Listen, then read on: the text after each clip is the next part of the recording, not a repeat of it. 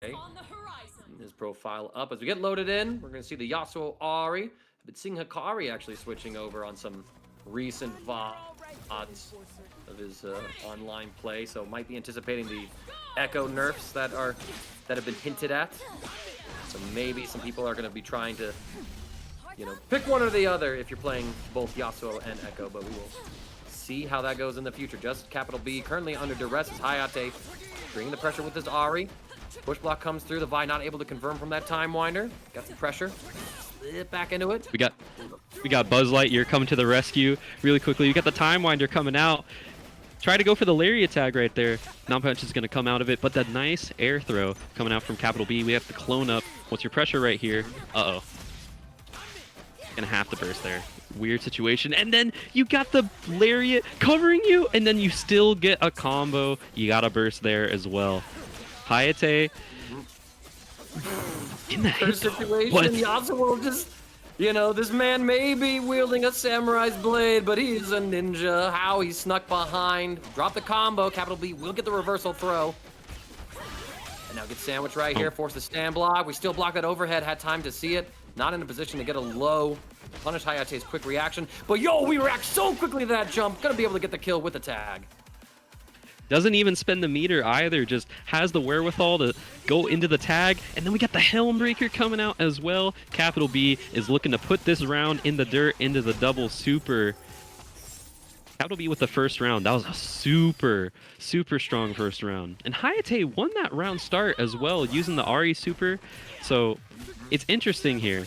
It looks like CaptalB is playing a little bit more intentionally, at least that very first round. But Hayatei, he's answering back right now. Yep, answering back with the Ahri super.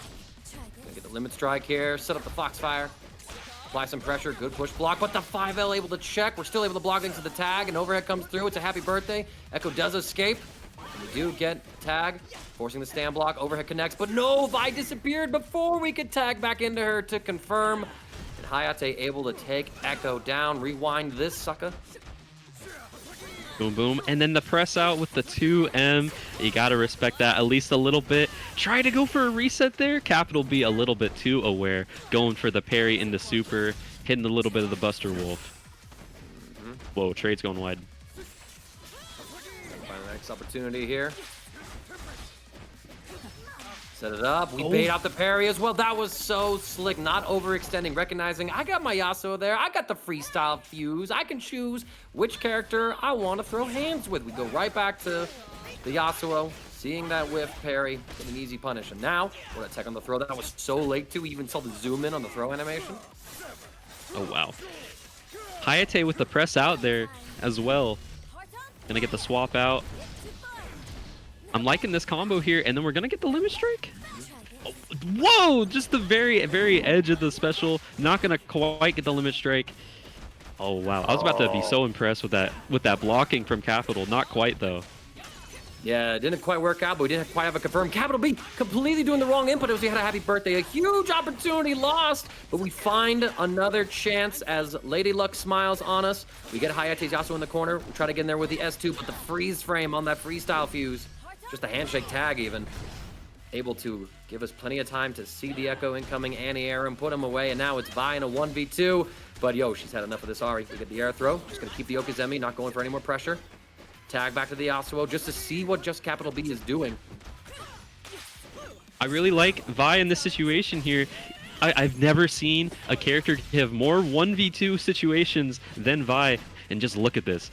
The health bars, he might have two characters, but these health bars are a little bit, it's like definitely in CaptalB's favor here. We got the conversion, upper, doesn't need to spend. Get that pillar off the ground, you need one more throw and you win. Who's ganking who? That's a great question. Is Vi able to take out the Ahri so long? That's game one over to JustCaptalB. Impressive stuff. Able to find victory despite the incredible deficit that they were put into fairly early on in that round as well. Hayatei taking a moment. We're going to get rematch right here. Replay's catching up. And now Hayatei starting off pretty good here. Just going to settle for... Oh, actually going to go for the super here with Ahri, just extending our damage onto this Ekko before that burst gauge comes up. Double strike just to get that limit strike now in play. We block the reversal, get up attack, barely out of range actually. That almost looked like a very intentional burst bait. We don't find the opening just yet, but finally we crack open the dome on JustCaptalB. Too many overheads to count. I was gonna say, it seems like Hayatei has finally found the adaptation here, because before Hayatei would win the first interaction, and then afterwards, they're not really able to press their advantage, and now Hayatei has been able to make it into a character. And as I go through that whole explanation complimenting Hayatei, you know, CaptalB just resets him a couple times, gets an air throw, and then now it's even. In a blink of an eye, blink and you miss it. Yeah, but Hayatei gonna take the lead in life bar. Try to find the next hit. We get caught. Hayatei is gonna Fury here. Does not want to give the Okazemi situation, but we get caught by the Ekko super assist. Down on the ground. That wasn't a throw punish. We could have been able to tech it, but we weren't ready for it. Dashing up. Oh, Hayatei gets caught out of the retreating guard. Is it enough? No. That assist still not gonna find. What a clutch air attack, but the S1 will reach. Your Fierce is the one to pierce through the heavens. JustCaptalB. Another Vi comeback. No, stop. Dude, Capital and Blazy are like the two players where like their Vi's can make it happen. And the 2H, the tag swapped back and forth with the freestyle fuse. And we're gonna get the Twinzoki 1 million mix-ups. You can't jump out of this one. And then are we gonna get the tag launcher? It's gonna look like not quite a kill, but we're gonna get really, really close. CaptalB. No, my God, that killed! What do you mean it killed? I need to look at this game more. A little bit. Don't forget, you know, Yasuo did receive a minor health nerf very early on in the early access. I think he lost about 50, 25 HP, so that could have been the difference maker in that situation. Reversal mash is going to get JustCaptalB to spend a break. Hayatei trying to keep alive with his Ekko. Actually, excuse me, with the Ahri. I'm getting my characters and my players all swapped up. It's a bit of a scramble situation, but we do get the next hit. Hayatei working on his Fury here once again. He's fighting for his life right now, and we saw a little bit of a reversal there this last round. Hayatei winning the first character, and it's going the other way now for Capital. Oh no, that 2H. Hayatei can definitely make it happen here, especially with an air throw or something similar. Can't really commit when you're in this situation, but the run up medium. Oh wow, this is looking really, really good for Hayatei in a blink of an eye. Not gonna quite kill. Never mind. I'm blind. I saw two more hits and it was dead. Nah, that's the power of Fury, you know, basically turning any B&B, an optimized B&B, into a touch of death. Hayatei now on the cusp of their own comeback, sort of taking the momentum back, gonna be able to put JustCaptalB into the knockdown with Ahri into this corner. Set up the Okazemi. And I like that. We didn't push another button, right? Anticipating that push block on defense. Blocks yet again. We chase the jump back though. JustCaptalB with the clone. The after image able to get a combo, but we drop it. The tag into Vi punishes the whip 2H. Hayatei, you showed us an Ahri comeback. Can you show us a Yasuo comeback? I think the odds are definitely in Hayatei's favor here. Like we've seen this story before from both these players, and then the Hasagi. He's here to make it happen right now. Going for this nice little mid-screen route. Are we gonna get a limit strike? Yes, we are. Stuck into the corner. I'm liking the jabs. Yep, me too. Block the overhead, but we still get a cancel because we were hitting the assist. But we don't quite finish the combo. Vi is able to live with a sliver of HP. The counter comes through, rolling the pressure. The throw reversal. JustCaptalB try to get that shimmy to get out of range, but alas, just a little too close. Hayatei on the verge. We run up and get a throw. Set up the Oki. Get up attack. Going to block. Another throw. Oh, Hayatei. The level 3 comes through. That should be it. Nah, that has to kill. The scaling there off of the throw. CaptalB is going to take it 2-0. CaptalB, his real advantage in that set, honestly, other than the clutch factor, I think it had to come down to the air throws. The amount of air throws that he was getting at the end, and just the amount of mileage he was getting off of throws in general. Like, Hayatei didn't really look like he was ready for those sort of situations, and CaptalB playing a lot more intentional, playing very strong there, and wow, what a set. You could have fooled me by saying it was 2-0. I mean, Hayatei had some incredible resilience at the end. We even saw one of the situations towards the player 2 corner where they did manage to take an air throw from CaptalB. Just didn't come up in that very last interaction. Got to feel a little salty about that. You had Fury right there. You were able to make it work with the Ahri. And just the round before, Yasuo was on the verge of it. Just didn't have the opportunity to really go for it because, you know, throw locked you out of it, and then the super also locked you out of it. So sort of a checkmate situation. But pretty sure we will have a high likelihood of seeing Hayatei again later on in the bracket today. But in the meantime, we do have our next match set up, y'all. And y'all, if you know anything about the FGC, you know that TNS is out there. They got their fingers all over this with their corruption, with their TO yachts, with their doubling your free registration prices. And they got the hand...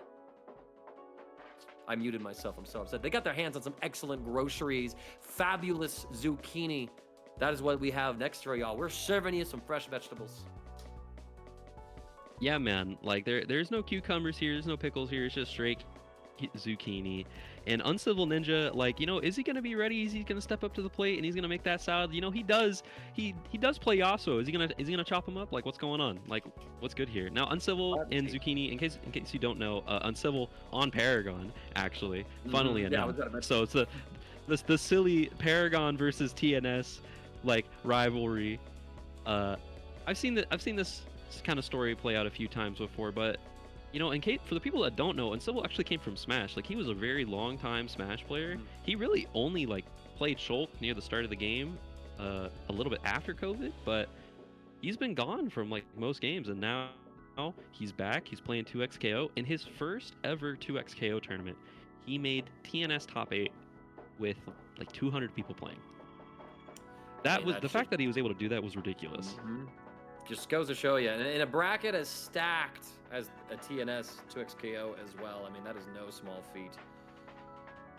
And now we're going to get everything set up right here. Battle of TNS versus Paragon. I do have some player stats, actually. So, Fabulous Zucchini been on that tournament grind, getting about 48 tournaments under his belt. Uncivil Ninja only playing 12, but, you know, both of them fairly high win percentages, above 60%. And these two have played each other twice before, right?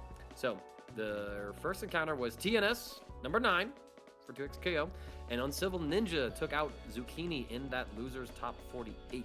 Then, it was a little bit later, it was actually, it looks like the 2x2 Frosties Aegis Esports tournament on PC. Fabulous Zucchini and Uncivil Ninja ran into each other there, and that's where Zucchini beat Uncivil Ninja 2-0. So both of these players have taken a 2-0 set off of each other. I want to see game 3. I want both of these players to show us something that we haven't seen before from them, and that is game 3 in this head-to-head. Please give it to me. I think a game 3 in this head-to-head is just what dreams are made of. And then we got Uncivil Ninja coming out with the Yasuo Ekko Freestyle, and Zucchini recently he's been on that Braum train. Are we gonna see more Braum Blitz? Or are we gonna see him pull something different out?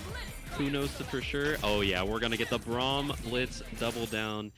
This is what dreams are made of. We're gonna go straight into the next set. We got some supportive champions. Both the double support. I just realized it's Braum and Blitz versus these two very high like APM characters. Oh my goodness, and we're walking straight into it. Yep, Uncivil Ninja goes for the tick throw, has a Yasuo follow up. Even optimizes for the corner positioning. We're gonna see the Mickey NATO here, just attack on extra damage. Stance, no, tag launcher. Oh, but the hits on the K might have been too high right there. The Braum shield comes through. We get the 2 heavy punish. And like you have double down here as well. I don't know if he's gonna go for this. Never mind. Every time I open my mouth, I was gonna say, like, I thought he was just gonna go for the situation to just keep him stuck in the corner, but it doesn't matter. Zucchini plays the high roll. He's gonna double command throw you. Uncivil Ninja, I'd be mad. I'd be tight.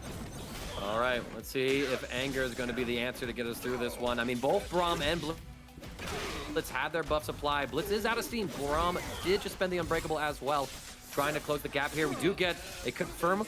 Oh, and the little back step as well to adjust to our corner height positioning. Dash low, the throw will get pushed back. And the block stun of that jab. The jump comes through, and Uncivil Ninja doesn't want to let this go. This mid laner is mad. Hits the Blitzcrank. Is going to be able to get a kill here. Resets, baiting out the parry. Uncivil Ninja showing us some diabolical warfare. Braum goes down. Blitz is at a pixel. Oh, nah. Oh no, he said there is no team fight. I am the team. Running it down mid. He's gonna hit him straight with it. Going into this first round of Uncivil Ninja. Zucchini had so much control of the set there. Getting that Echo looked simple. And then now we got $30 in the match arena. Shout outs. Thank you for all the contributions. But Savio Zucchini hitting this pressure. Gonna go straight into the Unbreakable. This is so much damage.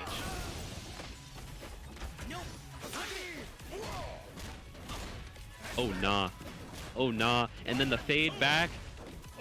Heavy. This Echo is looking, it's looking dire right now. I thought he was gonna go for the tick throw right there. Not quite. 2H going wide. The parry going wide as well. All right. Now we're gonna get a rewind super coming on through. Gonna get a full extension here. Optimizing pretty cleanly on Uncivil Ninja. Gonna go extend. Oh, and we try to get the super to kill, but a well-timed break saves Braum's life. Full health Blitz now, having to play frontline tank on a support salary. Gets the happy birthday pickup. I thought he was gonna go for the 2L there to try and bait out the burst. Not quite gonna be able to get it. Zucchini is more than happy to play this slow right now. Yep. Oh, the shield comes through. Beautiful punish as well. I mean, that's like the hard part about fighting Braum, is that he can basically just put up the shield, and then if you're able to call the assist, you basically just get an iron wall stopping anything that isn't a throw from interacting with you. And now we're seeing Fabulous Zucchini tying up the rounds here. Okay, you guys are showing me round 3. Keep it going. More. We're gonna get game 3. I want more. I want more. Give me more. And then we got the God of War right now. We got the skin coming out. Are we gonna go into the other one? Yep, we are. We're gonna get that full steam on deck. Are we gonna see a repeat of what happened? No, not quite. Oh, that J2H going wide. Zucchini keeping him stuck down into the corner. The body press. Oh no, the wake up attack. Owning him. Alright, trying to play neutral. But we got Braum with Unbreakable. The 2M will catch, I think. Uncivil Ninja thought a command throw was coming through. Again, very scary situation, because when you got these double down teams that are able to turn like these short attacks, these command throws into a huge damage, it gets much, much scarier. Braum with the Unbreakable spaces himself out, punches Yasuo into space, and Zucchini with game 1. I was mentally preparing for another 2v1. That's a perfect from Zucchini too. Yeah, no, I definitely was like, oh no, Uncivil. I've played these games before. He's gonna make it happen, but not quite right now. He's gonna press the advantage off this round start, able to win it out. Very, very chaotic round start. Keeping him stuck in the corner though. Not gonna quite spend the break here. Into the wind wall, Oki. Yeah, but we immediately get out of that one. And again, that Braum ice wall just denying the Echo gank. Yasuo does get tagged by the Porum. Uncivil Ninja has a big chill. We try to run in, but we get snatched by Blitzcrank. I know you reset! You diabolical bastard! And then we still get the other super after the command throw. Oh, he's trying to set up a chip situation. It's not going to quite work. And we're going to tag out into the Yasuo. Get that Echo out of here. Limit strike in the corner. Oh, strike throw situation. Not going to quite combo. Oh, but look at this. We're actually able to bait out that parry. Zucchini a little too quick with it. Echo is cornered, but we keep swinging on through. The level 3, it's only going to hit the Braum, which does result in a kill, but it's an even trade. However, Yasuo has so much more life than this Blitzcrank, and arguably the better neutral. Let's see if Uncivil Ninja can find the next hit. After all, I'm rooting for him this game. Told you I want that game 3. It's like, hey, I have no horse in this race. I want a good set, but it's looking like Zucchini wants to wrap this up. I like the idea there to try and just, oh, no! No, no, no, no, no. You can't be doing this, Uncivil. We wanted a game 3, and you're not even gonna get out game 2. Come on. We thought that Zucchini would have pressed a late jump in button. That's why we saw the level 3 come out trying to anti-air, but Zucchini recognized the situation, just patiently fell to the ground with Blitzcrank, and so that was, you know, a level 3 that resulted in a lost round. Punching through the Natum. Blitzcrank does get caught. You know, it's so much retreating guard and push block from Fabulous Zucchini, just keeping Uncivil Ninja too far away to actually get the sandwich. We don't get the charge S2 input from Ekko coming on through. Reset into normal throw. Dash Heavy will lead into an extension. Zucchini now could dump supers here to get Braum's Unbreakable set up. You do see it applied. Back to Blitzcrank for some steam? Absolutely. Oh yeah, we're getting some steam. But we're on the right climb right now, and then we're jumping out. We're gonna get the standing medium starter stuck straight in this. This is gonna suck. Oh, no, you didn't get the convert. You didn't get the jump forward. It looked like that bug was still going from previous, but that got patched out. That was just a user error there, and Uncivil is on his winners tournament life right now. He's got to do another 2v1. Nah, you're so afraid to press against that Unbreakable. I don't even blame you. And then pop in this Fury late. Get the cross up hit. Nah. Zucchini has to consider, do I try to keep Braum alive here or not? We do spend the break, but it's a huge happy birthday. Luckily for Zucchini, Braum had so little life left that he dies after a single touch, and now Uncivil Ninja needs to just get in on this Blitzcrank, goes to the double overhead. Bet the entire game right there. Wasn't even a punish. I think they just got caught jumping, and Zucchini repeats their most recent result and 2-0 Uncivil Ninja. TNS better than Paragon confirmed? I'm not gonna say it. I'm gonna keep my biases out of this. I love the people of Paragon. You know, they do great things. They got great tournaments going on. I have no horse in this race. I have no biases. But what we did just see was a really good set and a really good performance coming out from Fabulous Zucchini. And we are having an ad break right now, so make sure stick around, hit the subscribe button on the channel if you don't want to see the ads. Support the channel, support the boy Neo Judai, and also make sure to support the Matcherino. Once again, we got $30 in the Matcherino. Big shout outs to everybody throwing their contributions in there. You know, it's kind of crazy. I would make that joke, TNS better than Paragon, when Paragon is literally sponsoring my Winter Showdown event. Like, that's kind of foul and diabolical by me. I might all of a sudden get an invoice in that PayPal account saying, "Give it back, mangaka. Give it all back." It's just like, hey, you know all that money we just gave you? Yes, chalk it, scratch it. Like, it's done. You're done for. You're done for. Big TNS bias? Dingus, what are you doing? Preferring, yeah, no, calling out the size of Paragon's brackets. Hey, listen, man, like, it doesn't matter, like, the size of the brackets necessarily, you know? Paragon tries to run on Sunday middle of the day to accommodate some of the European players that have interest in it, and there's a lot of value to a ladder bracket. You get 2 hours of as many sets as you want to run. So if you're, you know, up and coming, trying to learn more about the tournament scenes or trying to improve as a player, a ladder bracket where you just get 2 uninterrupted hours of constant sets with tournament level players, that could be a hugely valuable tool in your own development as a player. So I just want to shout that out as well, that different strokes for different folks, you know? And I like that Paragon Online is trying to differentiate itself from many other online brackets by taking that approach over, let's just run a double elim bracket. Okay, I agree with you on all of that. And, you know, shouts for Paragon for really holding it down on the ladder brackets, and also FlyQuest holding it down on the ladder brackets. But I'm looking at this bracket, and it's kind of ridiculous right now. I gotta admit.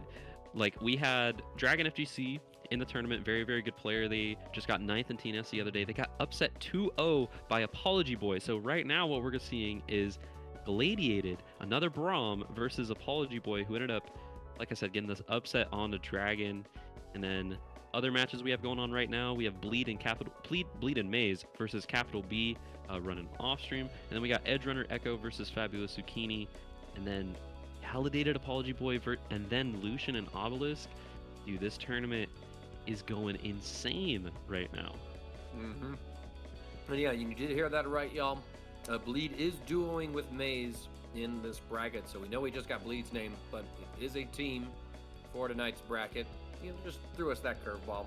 Maze didn't even get like signed up on time or whatever. But hey, you know, Riot wants to promote the 2v2 format. We're here for it. Oh, 100%. The Oni boys, just the other day on TNS, they were number 1 and number 2.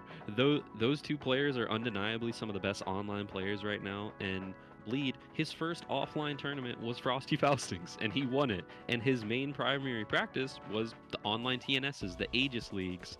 Oni Arena was up for a little bit. He entered all of those, like fried all those tournaments, and then goes offline, and he just proved like, hey man, online's the best region. He says that all the time. He thinks online is the best region. I remember the days when, you know, online was a joke. Nobody took that shit seriously. You know, pre-COVID, delay-based, all that jazz. And now, after those dark times, all of a sudden, some of the brightest new talents are developing and honing themselves in the online format. It's an awesome thing to see. And y'all kids who weren't there before that time, y'all don't know what it's like. I'm getting too old, if I can say shit like that. Y'all don't know about the dark ages where Dragon Ball Fighters didn't even have rollback, where people were just playing Exerd on delay based for the love of the game. And right now, ApologyBoy versus Galladiated. ApologyBoy winning that first round start, a little bit of misinput. Going for the pink combo. And then Galladiated. Oh, nah, the Lariat getting called out right now. ApologyBoy keeping this stuck in the corner. Oh, but we trade on that super. Gonna drop the Braum super here as well. We got another double down pairing here from Galladiated. ApologyBoy with that freestyle Illaoi Ekko. I mean, this is the team that won Frosties. I don't blame you for running it. Yeah, ApologyBoy has been running on the Illaoi Ekko for about the length of his career on this game. I've yet to think of like a team that he's run outside of this. And Galladiated, one of the Braum pioneers on this game, alongside Lightwisp. He talks to Lightwisp a lot in terms of tech. And oh my goodness, right now we might get a little bit of tech right now. We're gonna get the command throw into the super, go for the easy kill. But you see Braum with Unbreakable, this is a terrifying situation to be in, no matter how high your health might be. Basically just I immediately surrender footsie. What a read on that throw. ApologyBoy not willing to give this round up, but we trade with the assist, not quite able to pick it up. But there we go. We go for the Fury cancel after. Get up attack. What a delayed parry, actually able to catch. We get the full confirm as well, full charge by super. The side swap into the corner. Nah, man, you can't sauce on him like that. Why you saucing? The fact he got all of that from a Vi counter super. Most of the time, you really just see the counter super into... No, I'm losing track of my words right now. What an amazing parry from ApologyBoy. He's looking for one more situation, one more hit, and then ApologyBoy is going to take the round in a 1v2 situation. Galladiated was playing so strong there, but ApologyBoy really found the needle in the haystack to make it happen, and we got a happy birthday? Like this, I mean, ApologyBoy just showed us an amazing comeback with the Ekko, investing that Fury super early, just had that confidence in himself to say, nah, I ain't done with you yet. But Galladiated getting started off incredibly strong right now. Gonna get the full launch, toss a Poro. And we do have double down as well, so I mean, we're well within kill range right here. This Illaoi is saying good night. Oh yeah, super done. Especially on a fuse like double down. If you're going into this, you're fully sending it on a, I'm gonna press you with a heavy button, and then you're gonna die. You're gonna explode, and I'm gonna get you in this one hit. And if I don't get you in this one hit, the next one's gonna kill you. Nice get up attack coming out from ApologyBoy. Pressured in the corner. We've seen this situation before. Punish on the get up attack. Going for something simple here if you're ApologyBoy, honestly. There we go. Gets the proper extension. Goes into the Illaoi tentacles. Tries to chase the roll. Let the super assist do its work. Find the next press with that 5 heavy. Dash up, hit him, and now Galladiated. Forced to spend the Fury here. Catches, no confirm. Dash up. Jab throws. Oh, we get called the ankles. ApologyBoy drops his own Fury. You've done it once, and there was one less character in your way in the previous round. Oh, the push block. That was so well timed into the man throw. Bait the get up attack. That should be the round for Galladiated. Galladiated coming out with this with a little bit of burst advantage as well, keeping the tiny little bit of break. Both of them spending it after that round. Honestly, don't blame them if you're either. ApologyBoy, again with these round starts, has just been winning and finding the way through. Gonna go for the 1 million mix-ups. Not quite. blocking the get-up attack. There's been so many instances where Galladiated is sending these get-up attacks. ApologyBoy not ready for that one in this situation. And then we're going to grab our Unbreakable now. Not the walk forward into normal throw. The one ApologyBoy could have teched, but I mean, against a command throw character like Braum, you're not thinking about teching a normal throw. ApologyBoy, however, about to show us how good their raid boss Illaoi is. We have Bleed in this bracket. I'm curious to see what character Bleed is playing. This is paired up with Maze. Catch, not quite able to get the confirm. Tentacle's gonna keep the pressure here. No confirm yet, again, gonna counter it. The overhead comes through. In motion, going to be the combo finisher. Galladiated holding on to that break. Wants to save it for Fury with Braum to potentially one-shot this Illaoi. The cross-up chain, 4! Ah, the air throw! Oh, nah. Oh, no, and then you do the cross-up J2H. Once again, you have to keep this simple, and then you're going to send him to the movies with the level 3, the Wrath of Nagake Boros. ApologyBoy is taking the first game. Nailed by hitter set.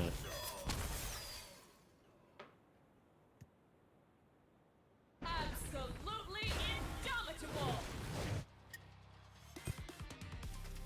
So, fun fact about these two particular players as well, they have yet to play in a tournament to start GP.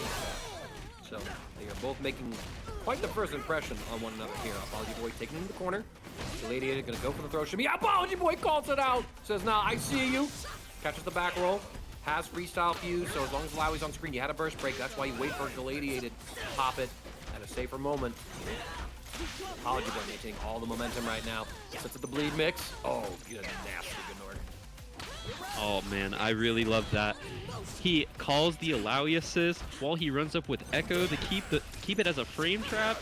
Dude, ApologyBoy playing like a genius right now, and then the burst bait, the break, getting called out. You would imagine you go into the double down here. No, I'm wrong every time. I can't. I'm so bad with the player intent. But the Galladiated is gonna straight up kill ApologyBoy.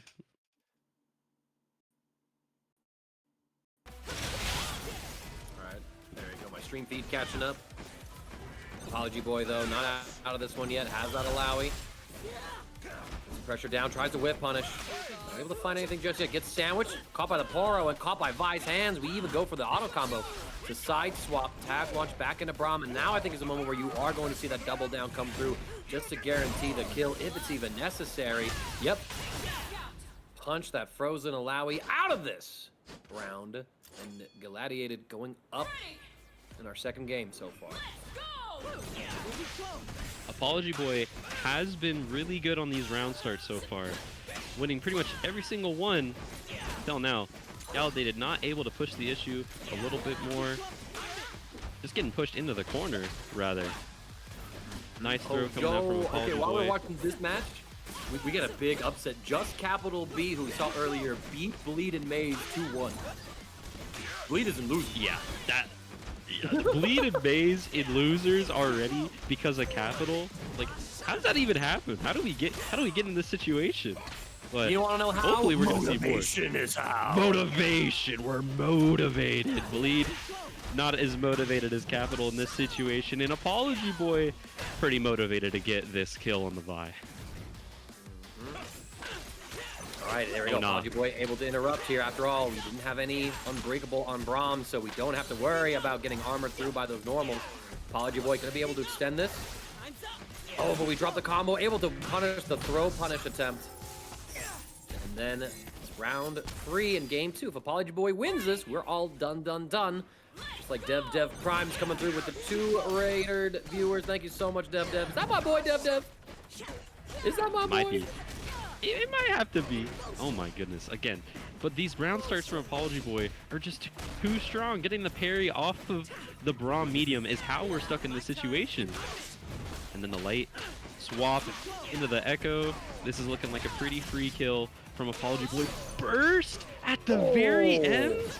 I don't know about that one. I mean, I get the idea. You want to save the synergy here, but one of the problems with Illaoi, right, is that you have those tentacles that linger on afterwards. So even though you reset to neutral, there is still a full screen threat, and so we see the Braum go down. Oh no, we weren't expecting the 2H to work, so we canceled it instead of jump canceling it. Now I pressure. Oh my god, you parried that? You're sick, ApologyBoy.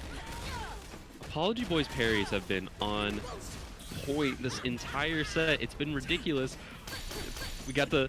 Oh, no. If Galladiated parried all of that and then was able to get the punish there, I would have lost my mind. And now we got the 1 million mix-ups. This is the universe we live in right now. ApologyBoy is going to take it 2-0. Just seize control, never really let go. Galladiated sent down to the loser side. And so that is another top 8 winner side qualifier settled. ApologyBoy, yeah, like we highlighted earlier, you know, got some big upsets. Took down Dragon FGC 2-0, took down Galladiated 2-0. That was our 6th seed and our 3rd seed, taken out by our 11th seed. That's Lucien says it right. Apology Man would be proud. His son is kicking ass out here. It's true. It's true. Yeah, Dude, so ApologyBoy has been so good in this game for so long, and after some TNSs, like sometimes he won't perform so well, and he's just like, I'm just so bad in TNS, I can't do it. But I know he's so good. I know he's so powerful. Just like this next set is so powerful. We got Lucien versus Obelisk stepping up to the plate. Lucien's been in our chat, gonna have to lock it in focus. Pulling on up. I remember this man asked me, yo, Mongaka, you gonna beat Zadie for me? I'm like, I got washed on stream. Sage, I'm talking about my lame ass. I don't know what he said. But here we go. Lucien with the SO Yakuo. The SO Yakuo. Okay, that's how I'm gonna say it. It's crazy. Up against and, you know, Yakuo on with this round start. Ahri Illaoi. Oh, nah. They come through. Oh, nah. Okay, so really quickly to recap there, they tried to go for the double down round start with the super, with the Ahri super. It didn't quite work out. Lucien was able to block through all of that and still able to put Obelisk into the corner. But now, Obelisk fighting back. And it's a reversal of fortune as Lucien's in the corner. But we do get the jump in. Obelisk now forced to break just to get the Yasuo away. Ahri's going to be able to run up, attack on this corner combo. Imagine that we'll see a limit break unless Obelisk chooses to bring in the Illaoi for the tentacles. But nope, it's a meter on that Ahri. Go for the empty load. Lucien defends it. Respects the attack follow-up. Ekko is getting hit, and we're going to see a full extension here. Obelisk with that double down fuse. Kind of been the theme of the night, actually. A bunch of freestyle versus double down shenanigans here. But Ahri's throw recovery so long, we didn't actually combo off the tentacles. Doesn't matter. Chase down Lucien. Get the kill. It's up to Ekko now. Obelisk setting up that situation there, going into the tentacle super, going into the Oki super that you usually see. But now, with double down, you're able to activate yourself and go into the Ahri super, and Lucien not really knowing how to handle it. Obelisk is handling them. First game. Or first round, rather.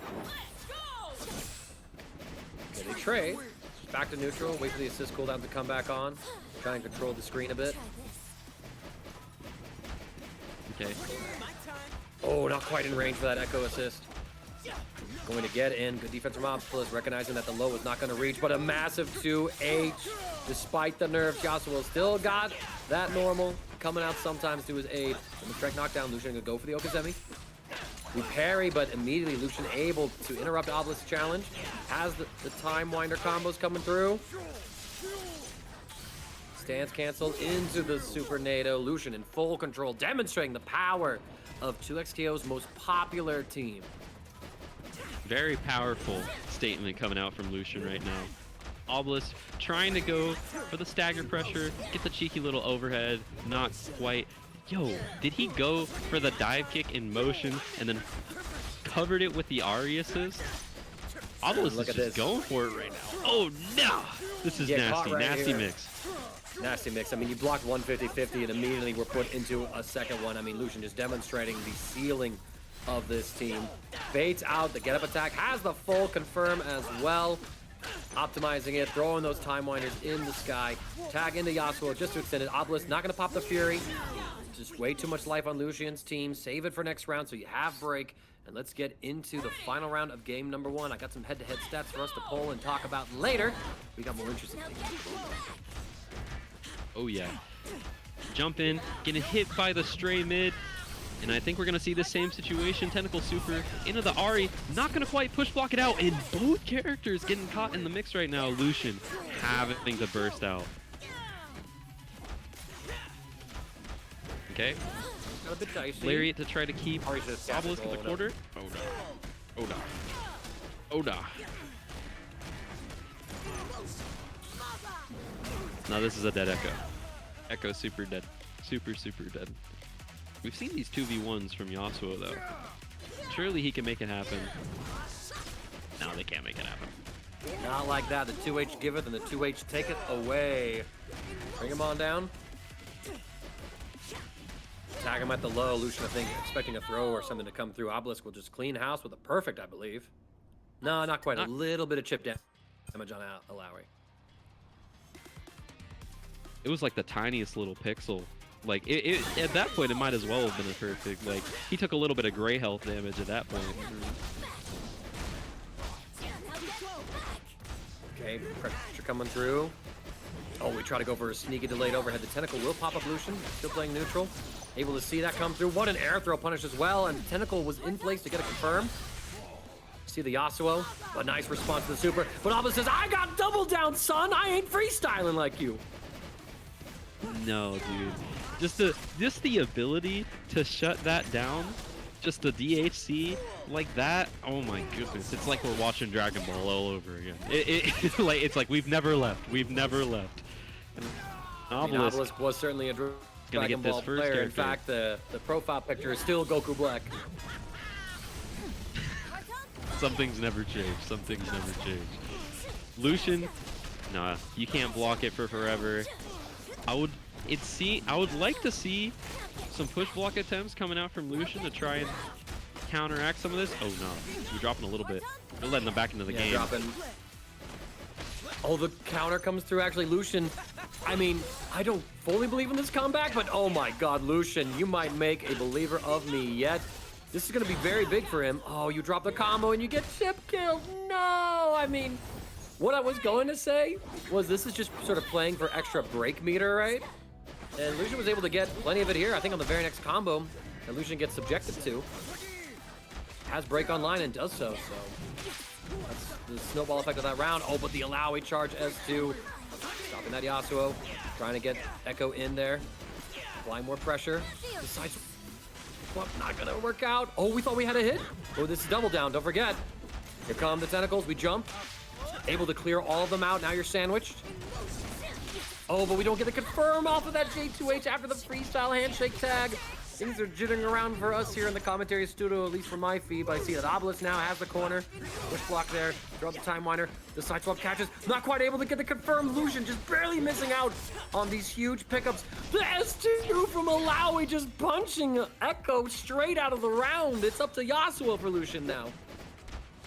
Lucien has had so many opportunities where they've been finally able to break out of this jail, but not quite. Every single time, Obelisk seems to have an answer for it, and then the 2H, and then we're gonna go into the orb super from Ahri. This is the battle for the mid laners right now. Ahri trying to make it happen, but we got a gank from top lane, and then it's gonna be it. Obelisk 2-0. Unbelievable stuff right there. So now this updates our head-to-head record between these two players. Obelisk with 3 wins to Lucien's 1 after playing 4 sets. And Obelisk actually won the previous set in the FlyQuest Fight series, but it was Lucien who took their encounter at the TNS tournament number 15. So back and forth between these two players. Obelisk certainly getting a bit of a lead for himself as we're moving along in this bracket. And so now that basically settles our top 8 winners side for tonight. JustCaptalB up against Obelisk, Fabulous Zucchini up against ApologyBoy. And the loser side of things, all 4 potential qualifiers, EdgerunnerEcho, Galladiated, Bleed, and Lucien, are waiting for the brackets to catch up and play their top 8 qualifying sets. So we will see what is going to develop, but I'm excited to see how this top 8 plays out. We're switching it up and getting Fabulous Zucchini and ApologyBoy up next. Oh man, I'm really excited for this next set, but I'm gonna quickly jump back to talk about some of the sets that are happening in losers, because Uncivil and Omits, we saw them both play earlier. Omits has been able to climb up after that first loss all the way up to losers round 4. So maybe they can make something happen and get a win against Uncivil and then Lucien. That would be ridiculous. And then Bleed and Maze, as we were talking about before, they're still waiting. To self-report here for a second, there's already 4 of the top 8 seeds that just aren't in top 8 yet. And there's a guaranteed one of them that won't make it in. Like, I'm washed. I might be washed. Or, you know, these players have been improving really, really hard. And, you know, Yada DQing, like, you know, like I have so many excuses I can make for myself. But no excuses coming up for Zucchini and ApologyBoy training partners. They've been playing against each other for so long in numerous games that seeing them play each other in this game, man, I'm so excited. Yeah, I'm pretty excited too. It's going to be a stacked bracket, all kinds of twists and turns. Everybody who thought would be in winner's side is basically in loser's side. Things remain unpredictable as we have ApologyBoy locking in that Ekko Illaoi team. Zucchini with the Braum, Blitzcrank pulling up yet again. I'm trying to get Zucchini's data on my FGCombo.com to see. Like you mentioned before, these two training partners. So I want to see how often they actually had to clash with one another in a tournament environment. Okay, get the Ekko Illaoi versus the Blitz Braum, and we're seeing a little bit of that double down action immediately. Popping the super, going back into the Braum super. This is a round start situation. You already have 60% of your health gone, and you just got break as well. We're gonna get the throw coming out from ApologyBoy. Going into the roll. Nice mix-up coming out from ApologyBoy. Going around the world in 80 days. Faster than that. Zucchini gonna have to pop the break. Forcing the ApologyBoy's Illaoi back. Trying to find the next hit. Air to air goes ApologyBoy's way. Get the full combo right here. Now, one thing too is that Zucchini's still below a full bar on both characters. Yeah, you were able to do 60% damage to that Ekko, but this whole entire time you have not had access to one of the strongest defensive tools in the game, parry. And I feel like that would have been important for dealing with ApologyBoy's tricky Ekko mix-up that we saw earlier. The 2H gonna come through, but the lingering tentacle actually interrupting Zucchini's attempt to punish the Illaoi. That is so cursed. The Commander comes through, it lingers for so long. Blitzcrank gets scooped. Seize, and then that Illaoi is just too strong, especially with the tentacle popping there. Whoa! Misinput on the break.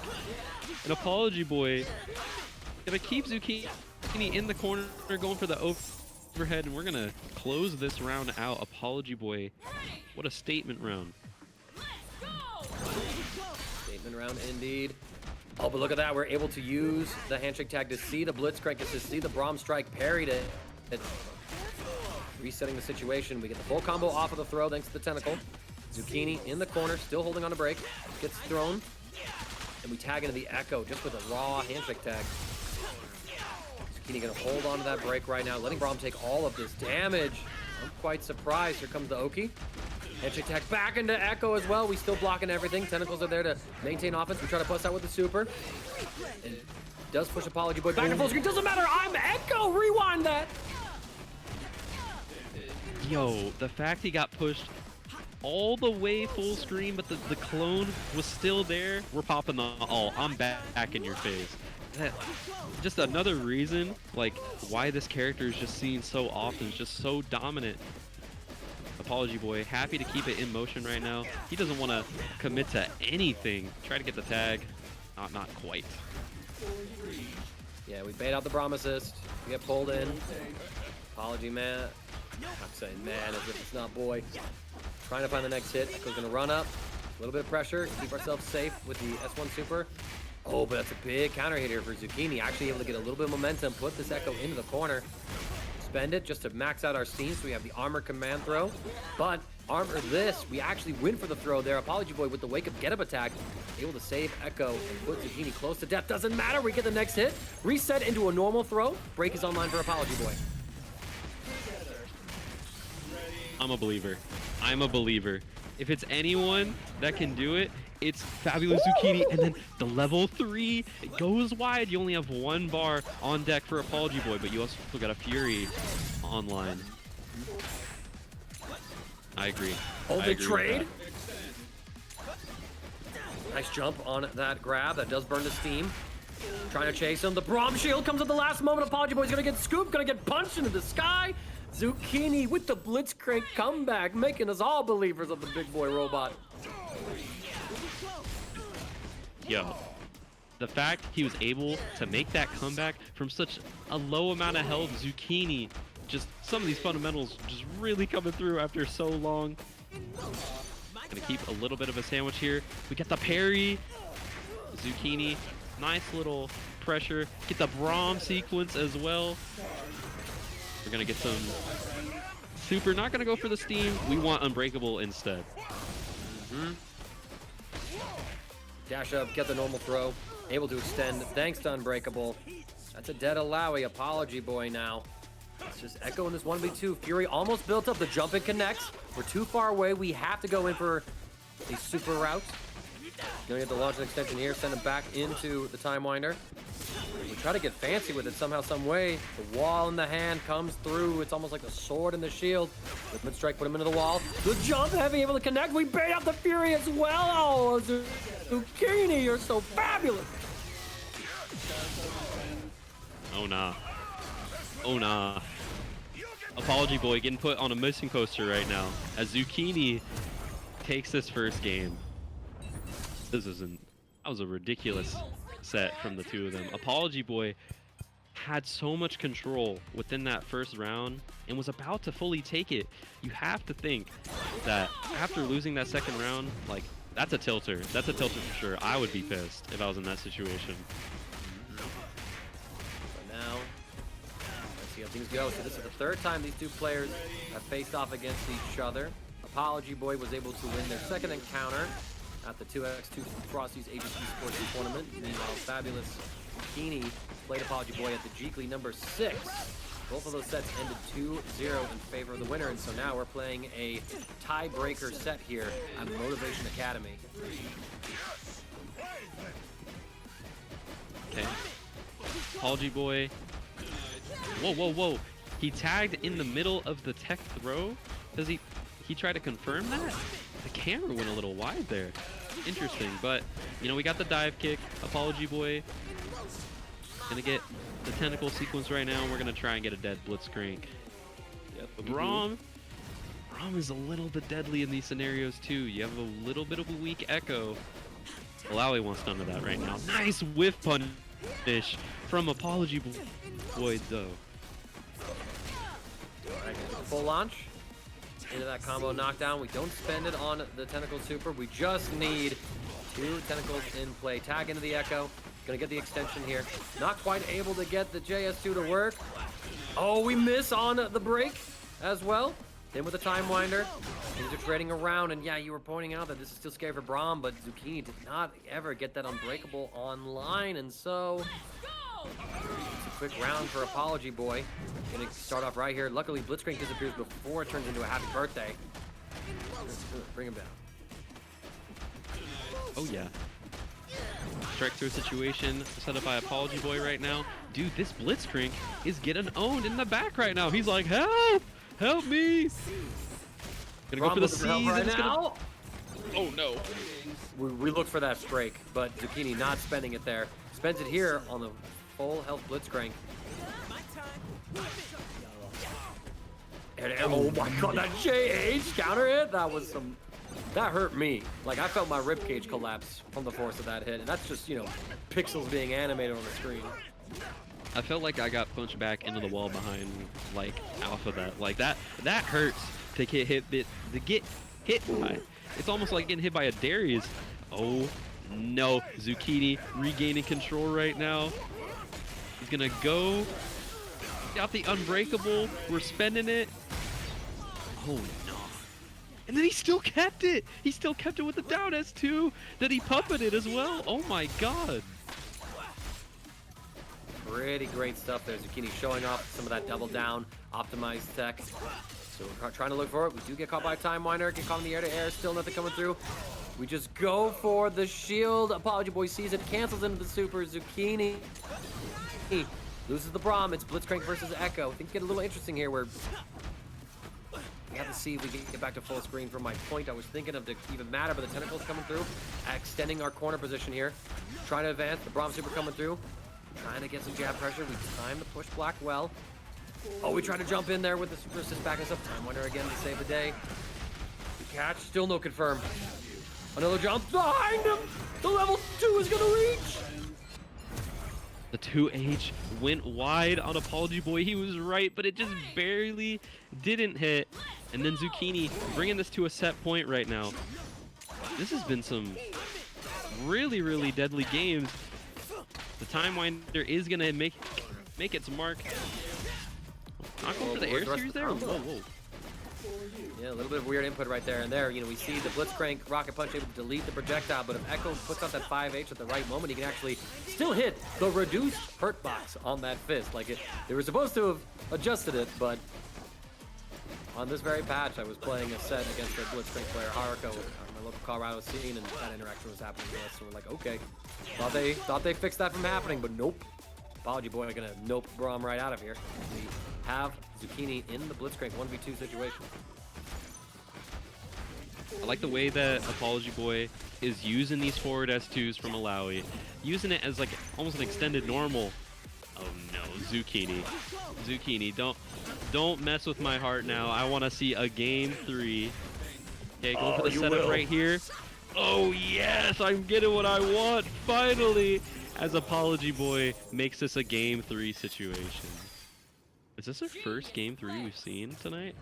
On stream? I believe so. Unless there was something that happened earlier. I know I was rooting for a game 3 with Zucchini and Uncivil Ninja, but that was a 2-0. ApologyBoy 2-0 Galladiated. Obelisk 2-0 Lucien.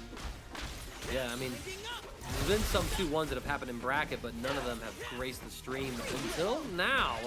ApologyBoy able to bait out the break as we bait out Mrs. Squeaker's $10 contribution to the Matcherino. Thank you so much, Squeakers. We're up to $40 in the very first 2xKO Neo Judai Motivation Academy, y'all. Thank you so much. Please keep supporting the players. Please keep supporting Neo. We want more 2xKO here. We want more Saturday tournaments. ApologyBoy wants more mix, wants more pressure. Zucchini finally cracks.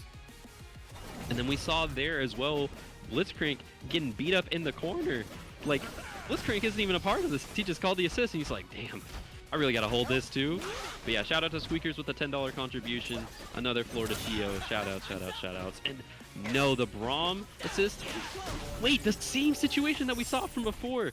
Zucchini tried to cross up in the corner, but the slight delay there on the 2H, ApologyBoy was able to get that. And for the first time, on set point, the tech. Yo, whoa. Again, I'm getting confused again, yeah, by what's going on the screen right now. Yeah, I saw that as well. But you know, one thing about that situation is the first time we saw it, Zucchini just empty jumped in, didn't put out like a normal to shift around Blitzcrank's hurt box. That's why the 2H whiffed that first time. But when we did try to put a cross up, 2H was able to interact with it. So that is why you see the situation. Gonna just reset neutral a bit. Unbreakable. I am unbreakable. What do you mean you tried to interfere? Dude, I'm seeing a little bit of Captain America just cutting straight through the noise right now. Nice parry coming out from ApologyBoy. Get the Time Winder assist, calling him out. Not gonna quite seize, but we're stuck in motion. No, I'm putting the shield up. I'm dealing. Not. He's like, nah, I'm good. I'll just keep shielding. I'm good. Wait up. What a parry as well on that mid.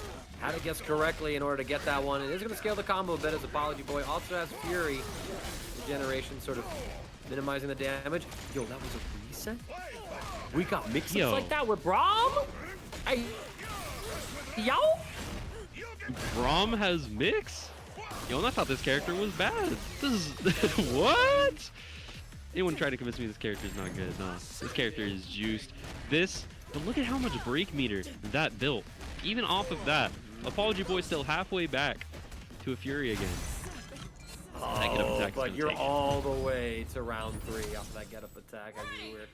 mentioning. And so now, final game, final round. Welcome to the scripted top 8 of 2SPL at the Motivation Academy. Yo, you can't script better top 8s. Like, this is insane. Like, I love this right now. Braum getting beat up in the back. Oh nah, these JHs from Zucchini. Oh, we did it way too late. We dropped. But the Braum super comes through, pushing Ekko back into full screen. ApologyBoy did not have any meter on Ekko, so parry was not an option to stop it. We were forced to hold it. The 2M is going to catch the retreating guard. Zucchini should be able to get a kill here, unless we drop the combo. We escape the throw attempt. ApologyBoy now able to get the combo started. Zucchini could break for Blitzcrank at any moment. Oh, we catch it. Braum recovers, though. He's blocking all the mix-ups. Take the plus frames. We jump, expecting a throw. Excellent defense from Zucchini. We're just reset to neutral. Dude, and then both the teams are at a similar health right now as well. Oh, the 2H again from ApologyBoy. A weird situation, though. Replay through the break. And then Blitzcrank is standing right behind you. Oh, but the tentacle behind Blitz! I'm behind you, the guy that's behind my guy. You're already dead. No, you.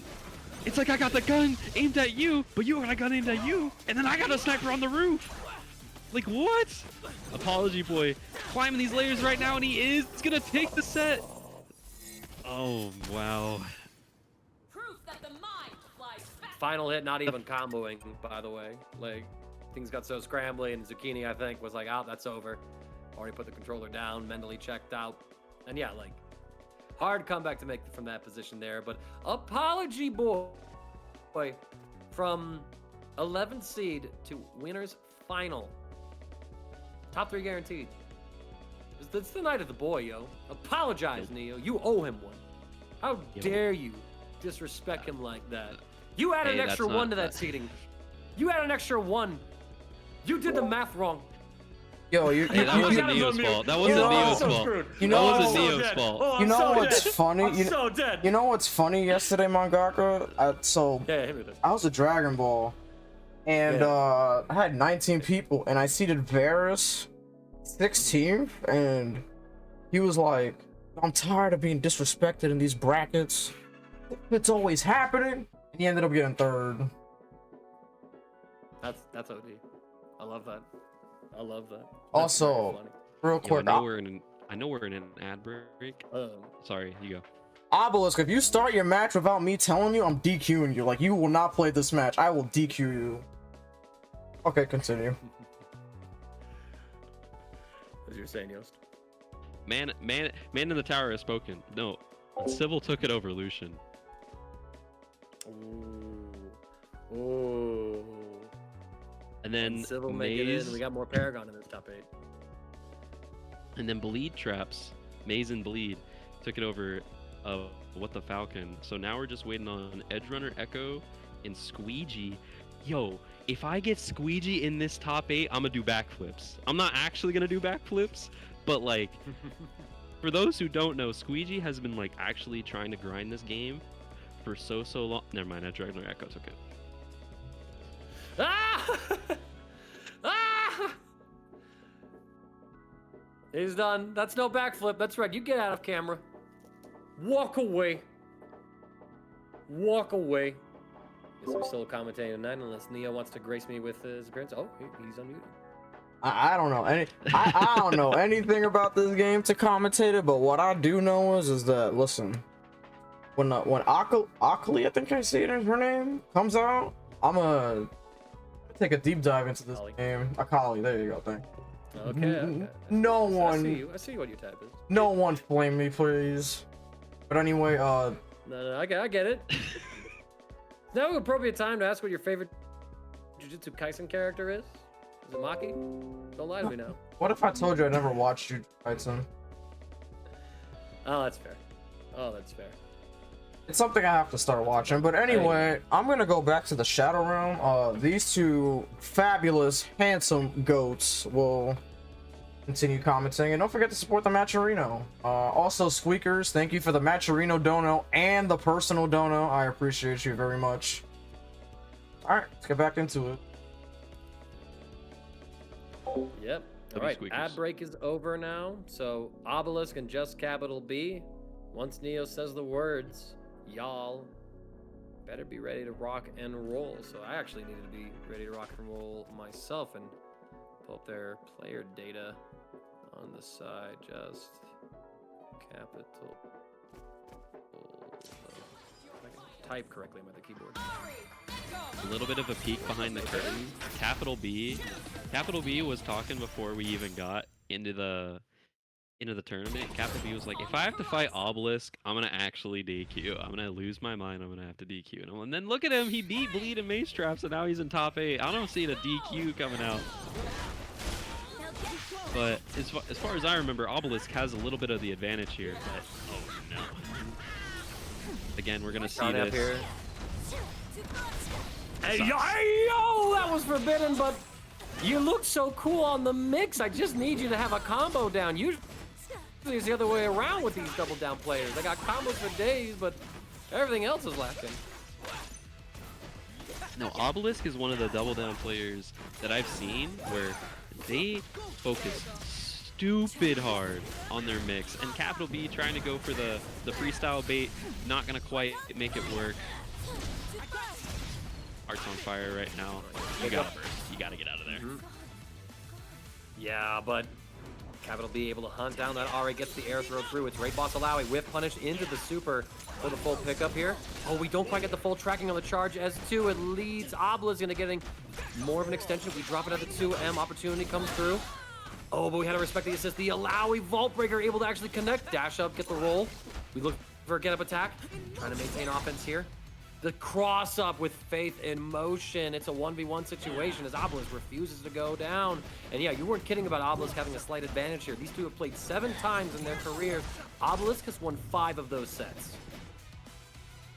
Yeah, Obelisk is uh-oh. They're chilling out for a second. Capital's like, I'm not committing to anything. I'm waiting for my assist to come back. But yeah, Obelisk, just extremely, extremely strong player, especially in the online scene. He's gonna close it out, get that first round. Capital, you know, he really is able to make it close in some of these situations, but it's really hard to do so, especially when you're dealing with some of that double down mix that we've seen before. Trying to advance forward. Air throw not quite reaching. Dash up as well. We block the overhead. Try to get the throw, but a beautiful backdash from Obelisk just resets the situation as more Matcherino codes are pouring in. Thank you all so much for getting all up in that. Secure more money for these players. Obelisk now with the knockdown. Has tentacles, has the foxfire, but we try to escape it, but no dice. Obelisk's Okizemi is so crazy. The lariat, gonna hit, not gonna quite get anything from it though. Nice neutral jump coming out from Capital B. We're gonna get the command throw. You don't really get to see those too often anymore. People are really getting wise to it. Nice push block coming out from Obelisk though. Popping the Fury. Oops. Oh, fuck. In the wrong direction. And then Capital B is gonna, he says, yo, thank you for that. Not gonna quite. Oh! But you know, it doesn't matter. It doesn't matter. The Crater Breaker, he is gonna make it. He's gonna make it even. Oh, what? And then we get the check there on the lariat. Obelisk making it happen. Bring him on down into the ground. We got the super assist to extend. The combo goes even further. It drops, however. We get a back throw. Capital B trying to shimmy back to avoid a throw to bait a get up attack, but Obelisk just says, I'm gonna check your ankles. Yo, straight Abare coming out from Obelisk. He said, I don't care what you're about to do. I'm pressing. You're gonna walk back and I'm gonna press. Like, he hit him with the Street Fighter on the low. Oh my goodness. We just spawned into the Ahri happy birthday off the rip. Simple throw, no follow-up here for Ahri. We try to get the Okizemi set up. Setting up a tentacle. Charged heavy, unchecked again. And now we're just once again creating a situation where the tentacles come through. We do get the full pickup here. Break comes through just in time to keep Vi alive. Ekko at more than, less than half of his life, I mean. Get up attack to stop the aggression. Trying to find the next hit. Tag the Illaoi, the Foxfire coming through. But no hit yet for Capital B's. Obelisk is literally running away from the game. Oh no! Yo, that all came from one situation where Ekko was just in the background getting beat up, and blink and you miss, we're on set point. We're on set point. Obelisk, such a strong contender in these online tournaments. Yo, Capital is just watching the Ekko get comboed. He's like, how do I get involved? It's like, how do I step in? What do I do in this situation? Had to be a bystander. Not my lane. Not my problem. Yo, not my lane. Why'd you get ganked? We're gonna get... Why'd you get ganked, man? Yeah, right? It's like, stop feeding, bro. I'm just gonna farm minions now. FFS jungle, but now Obelisk taking full control, JustCaptalB. I mean, popping the break as soon as it was available. You didn't even see the HUD light up. You're able to block, but double down comes through, and so you turn this situation into a mix-up opportunity. Oh, we check the Ahri. We get the air throw reset as well. Launch into the super, just attack on some damage. And reset to neutral here. Check out the tentacles. Oh, we try to anti-air the Vi Vault Breaker, though. We add 2 layers to the plan. Brilliant navigation of the situation from CapitalB. Tag into Vi. And we're going to make a crater in this Ahri. And now... Yo, get this Ahri out of here, man. Get this Ahri out of here. Such, like, all these problems that he's having in these pressure situations are really coming from Ahri. So the fact he's able to take the advantage right now and get that Ahri out, yeah, I don't even blame him. And Obelisk said, yeah, you can take the round. You can take this round, but I'm going to take the set. With a massive break advantage on Obelisk's behalf, he's still looking to close this out. Ball Breaker's going to catch. We do get the full pickup here. Ekko actually kind of running some interference. We do get a man throw reset. Just takes the Oki. Another solid throw. JustCaptalB just keeping all this Okizeme airtight. We're no longer afraid. We're no longer looking for any sort of get-up attack. It's just running our own offense. But Obelisk now fighting back with this Illaoi. Yeah, you're going to be put back into that world of hurt right now. Sees, oh no, this sucks. Command in motion, swap into the Ahri. Going back again. Back into the Ahri. Into the Ahri. You go. Oh, no. Forcing him out again. Pulling him out of that corner for a left-right. Oh, but the Crater Maker able to delete Ahri from the sky. It's a 1v1. JustCaptalB trying to keep the tournament run on winner's side. Obelisk would love to advance to take on ApologyBoy in winner's final. Oh, and then the push block there was so genius. And then we also had the 2M afterwards. Obelisk taking the control back right now. Plan in motion, nice push block coming out from Capital. We have a Fury on the line as well. Yeah, we do, but I feel like we got an accidental side swap right there. But yet again, another jump normal connecting with Obelisk. We get the extension with the super assist. Not enough to get the kill unless we pop a Fury right here. No, we just go for an early super. Trying to set the chip kill situation. We see the jump, we react and punish it with the air throw. JustCaptalB hanging on. Both winner semifinals going to game 3. Oh, we're back.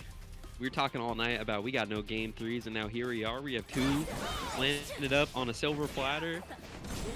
Is CapitalB gonna break this streak though of Obelisk? Like you said before, 5 of the previous 7 sets. What a demanding amount of set. Oh god! And then the parry. You have enough time to swap out of the corner. CapitalB going for this Oki situation right now. Oh yeah, take a break. Going to the limit strike, and we got 1 million mix-ups.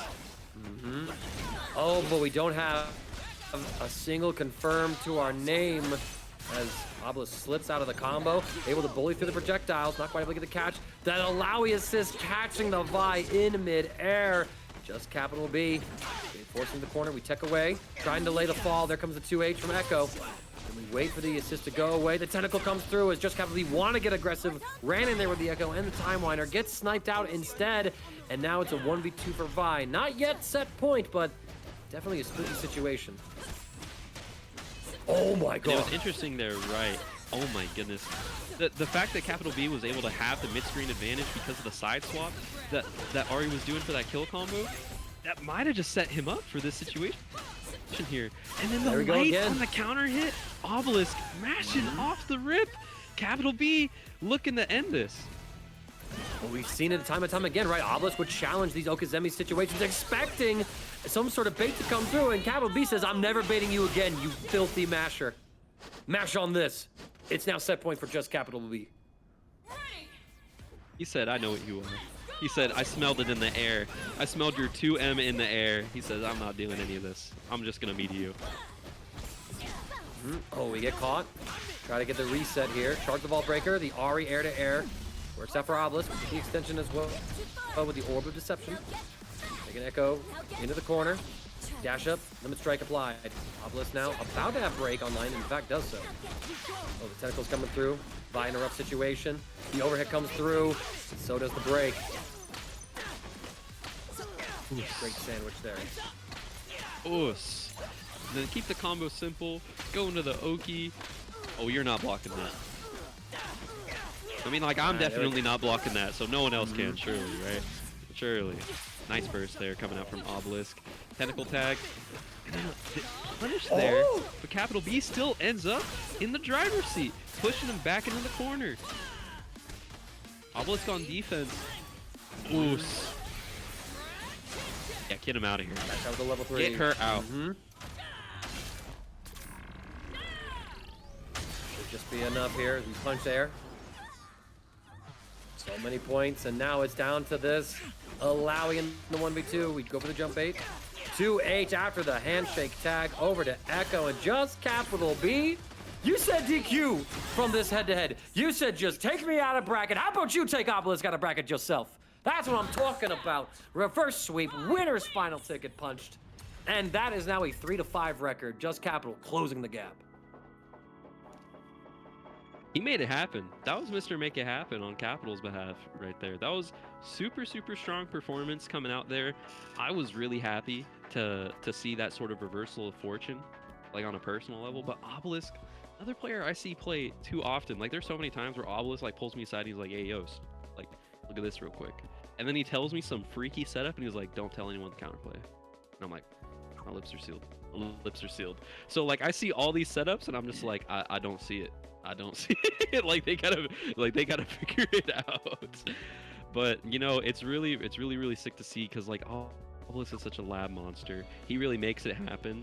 And dude, just seeing some of the sets we have lined up as well. We have Bleed and Uncivil, and EdgerunnerEcho and Galladiated. We have a banger set up for you guys here at Motivation Academy. And if you want to see more tournaments and you want to get more motivated, make sure you hit the follow on the Neo Judai channel. Make sure you hit that match arena. Make sure to come in, support the boy. We got Street Fighter coming up on Mondays. He supports FGC so often. We're gonna jump into the Bleed and Mazetraps versus Uncivil Ninja. Team Oni versus Paragon. A little bit more of these rivalries coming out as well. I don't think I've seen this team go against this player before. Which would be super interesting. I mean, that throws a whole other like wrench in the analysis, right? It's like trying to look at duos in terms of like their head-to-head records against a player. Like, how do you count those, you know? But Uncivil Ninja gonna have to prove that, you know, one brain is better than two. Gets the full pickup. And Bleed and Mazetraps, they really haven't had a whole lot of practice time ahead of the event, they were saying, but are having tons of fun. Check the Illaoi, get the sandwich situation set up. Too early on the throw, immediate break from Uncivil Ninja, despite the lead in life. Oh, we get caught as well, pressing. Yeah, and both these players play the same shell. They play the same team, so it's pretty easy for them to see exactly what they're going to want in these sort of situations and calm with the other player. This is looking dire right now. And then we're going to get the kill onto the Yasuo. Uncivil's Echo is not that bad, though. It's pretty solid, so let's see what he can do here. Go with the 6M, but Bleed will simply jump out of it. Able to defend until we get the side swap as well, and Uncivil Ninja just covering the bases by having the super cancel ready after that rewind S2. Get the knockdown, not enough meter. We chase the roll forward with the 2M, and we do get the breakout for Uncivil Ninja. Now Maze trying to run offense, not quite able to convert anything. We go into the super, barely getting that level 1 just in time. And we're going to side swap towards this corner as well, making sure we can keep our offense here. Set up the clone. We check the Illaoi. The Illaoi comes through. It's so much of a scramble situation. We didn't quite find the killing blow, but there it is with the Time Wonder and the follow-up as well. You were just complimenting Uncivil Ninja's Ekko. This is why. Yeah, Uncivil Ninja, he's able to really find these sort of situations just make it favorable in these. Oh, what? And then he goes up. Just the light button bait into the 2H? Yeah, like Uncivil. Like some of these fundamentals coming from Smash like are really showing here. But here comes the duo. Getting that command throw stuck into the corner. Nice jump. Oh, barely out of range. Smart enough to just go for a neutral jump there. Yasuo does catch the Ekko, but again, Maze winning out in terms of the head-to-head here. Oh, we try to get the extension. We bait the get-up attack, though, and Uncivil Ninja has to repeat the Ekko 1v2 comeback. But lead and Mazetraps very full on life when a parry gets the Time Winder. Try to advance forward, looking for the next opportunity. We parry the Illaoi, though. Stay same side with the roll. Reset. I like the attempt there from Uncivil to try to keep the mix going, but yeah, I agree with that burst there. You really want to keep the crumple. The crumple. Kind of crazy. We get the ridiculous. dash up. We have a tentacle in place. This is a kill. Oh yeah, send him to the movies. Send him to the movies. Watch this whole ass cutscene. This is for you. Attempt number 37. Gonna bring it to 1-1 in terms of rounds. Could be anyone's set. Yeah, Uncivil Ninja, though, with the break advantage. Able to get Bleed and Mazetrap to spend theirs quite late. We do get a hit. Bait out the throw, but oh, way too soon on that break. Mazetraps with a great Sixth Sense there. Knew it was coming. Puts the Ekko into the corner. Overhead will connect. We get the full combo. Dropping it. Uh-oh, the offense is still going through. I mean, there's a very real opportunity for a chip kill. Doesn't even matter. The low end of throw reset kills the Ekko, and now Uncivil Ninja has to make this happen with Yasuo. Yeah, right there, like the fact he was able to call out that burst like so easily. A little bit of the Strive fundamentals coming through as well. Just hit him with the errant heavy. He's like, yeah, I'm blocking this. And this is looking like a death here. Bleed and Maze putting on a clinic in those last 2 rounds. It was absolutely ridiculous. Uncivil was so good in the clutch, but it seems like these round start scenarios and these neutral scenarios, Uncivil gets a little bit too impatient and isn't quite able to approach. It's like when you take the tools away, he's a little better. I don't know how that works, but again, this round start scenario, Lead just straight out winning it outright, and now he's going to be stuck in the corner, going to have to deal with some Oki. As what we would say, the parry comes through thanks to the handshake slowdown. We saw the mid come through. Very easy to deny that opportunity, but deny this. Oh, the 2H again anti-airing as Uncivil Ninja is trying to punish these drops, but is just in too compromised of a spot. We dance back and forth, causing the 5M to whiff. So now Mazetrap's going to get quite a bit of damage. Tag, nope, we're just going to keep the Ekko going. We parry, we jump up, able to get a confirm as well using that Yasuo assist. Things get a little too crazy, but the Time Winder is there, and I'm impressed that Maze didn't fall for the trap. Yeah, Mazetrap's just willing to like take it slow in this situation. And whoa, the parry attempt coming out from Bleed. Uncivil waiting that out. Very, very happy to go into this situation. Go for the 1 million mix-ups. Bleed is not blocking that, trying to jump out. We're gonna see a kill here. Not quite. Nope. It's really close. Oh, but we get the full charge. Trying to chase him down. Going for a chip. Not quite able to get it. Yasuo super assist. The parry is too soon. It gets whiff punished. Uncivil Ninja actually able to force a 1v1 between themselves and Ekko. And Maze's Ekko, I should say. The trade. Oh my god, it's in a dream. Ain't no shot. Ah! No! I saw the idea there too. Uncivil hit the pump fake, tried to whiff punish, ends up getting it, but not much that he can get from there. And Bleed and Mazetraps are sitting on a set point right now. Oh my lord. Oh, we rolled through the break as well. Uncivil Ninja just under duress, able to parry the Illaoi assist. Tries to get the setup here, immediate throw. Oh, we're not able to reach with the break. Doesn't matter, we get the next throw. Just gonna stay on the same side with this roll. Excellent patience there. We get the side swap. Finally, it feels like Uncivil Ninja's team is actually able to play together, but there comes Mazetraps, able to whiff punish the Steel Tempest from above. Trying to do everything he can before Lead Forced to take the stage and come in. We roll forward, the 2H comes through, we rewind back, we bait out the throw shimmy, able to get the full punish and confirm as well. Uncivil Ninja again in a 1v2, tournament life on the line here. Uncivil, his patience right now, you're gonna need it, especially when you're going against this Ekko Illaoi team comp. Oh no, we're gonna get hit. From Bleed. It sucks.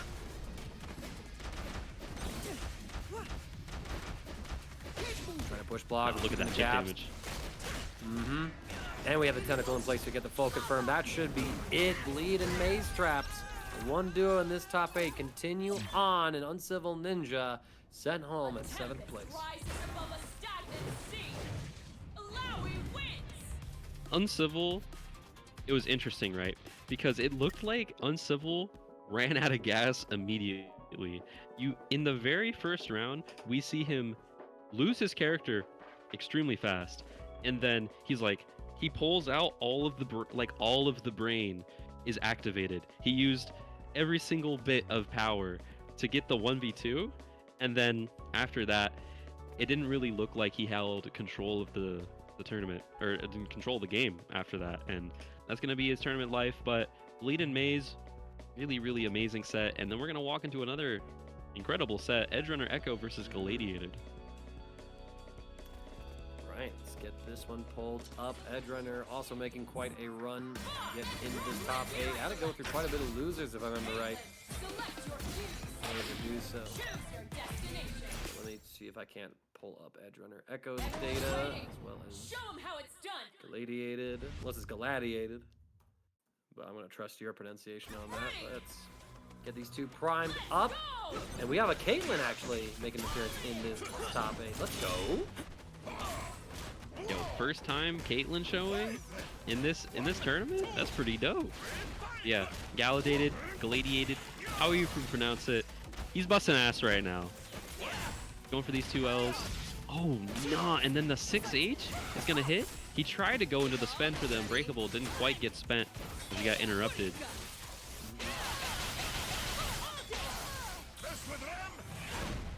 Little combo right here.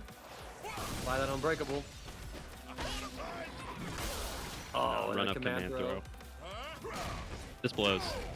This is looking like a dead Caitlyn. Yo, I was so excited to see some Caitlyn, and then she just got like, nah, to the side, to the front. You're out. The next round situation, nice low parry on that 3 heavy. EdgerunnerEcho gonna be able to generate a little more of this fury gauge thanks to the limit break, kind of just catching up to the resources. Pressure here applied. The wall comes through, and once you give Braum a little bit of room, I mean, Echo's pressure is endless, but this wall is unbreakable. Oh yeah. Braum is just so interesting.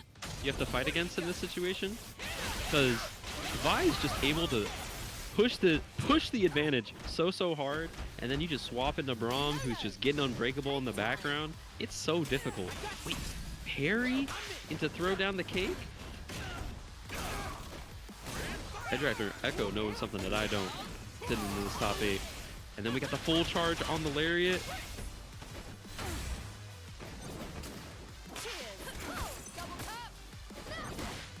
Alright, trying to find the next hit. We got some Caitlyn action. She rolls through, catching both the point and the assist on a happy birthday, forcing Galladiated to burst. Oh, we jumped the command throw as well. Excellent read on that offensive attempt. Getting the full setup here, restanding with the trap, trying to get complicated. The bias is going to reset the situation. Oh, frame trap, but the Boro not going to really allow any sort of follow-up. Oh, the parry just a little too far away to reach and interact with that 3H. Okay. EdgerunnerEcho, nice press out in this situation. Got the bola out, put the cake up. Go one more time. Nice wall bounce there as well. Go for the level 3. Get the Vi out of here. This level 3 is so dope. Shot through the heart.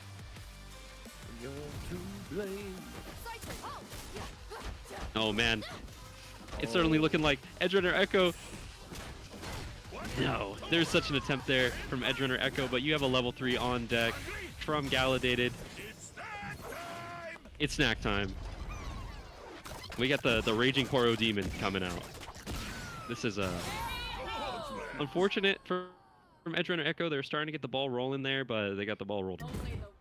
It was unlucky. Unlucky indeed. Turns out, you know, with Braum on your team, you usually have access to the bigger avalanche. You know, when you put it that way. You know, when you think about it, right? Like, it's appropriate they call it snowball. I fight with them all the time. Look, Poro, they come equipped. Here comes the break. Breaking up the tension and the combos here. The parry gonna whiff against the shot from full screen. Oh, but Braum is there. Never fear. I saved the day. Crime City. From downtown. 2 yeah. the crime city. Oh no. And then these button presses coming out from Galladiated as well. Really, really good work. Oh nah. The band throw going a little wide. Keeping the pressure. We got the side swap as well. Yo, when does this pressure end? Yo, it ends right now. Pressure ends with your life, Galladiated. Didn't have the follow-up meter right there. We're gonna send out the shield. It's gonna keep Vi and Braum away. Finally a wall that's temporarily indestructible. Not quite unbreakable, but it just stayed off the inevitable, it feels like.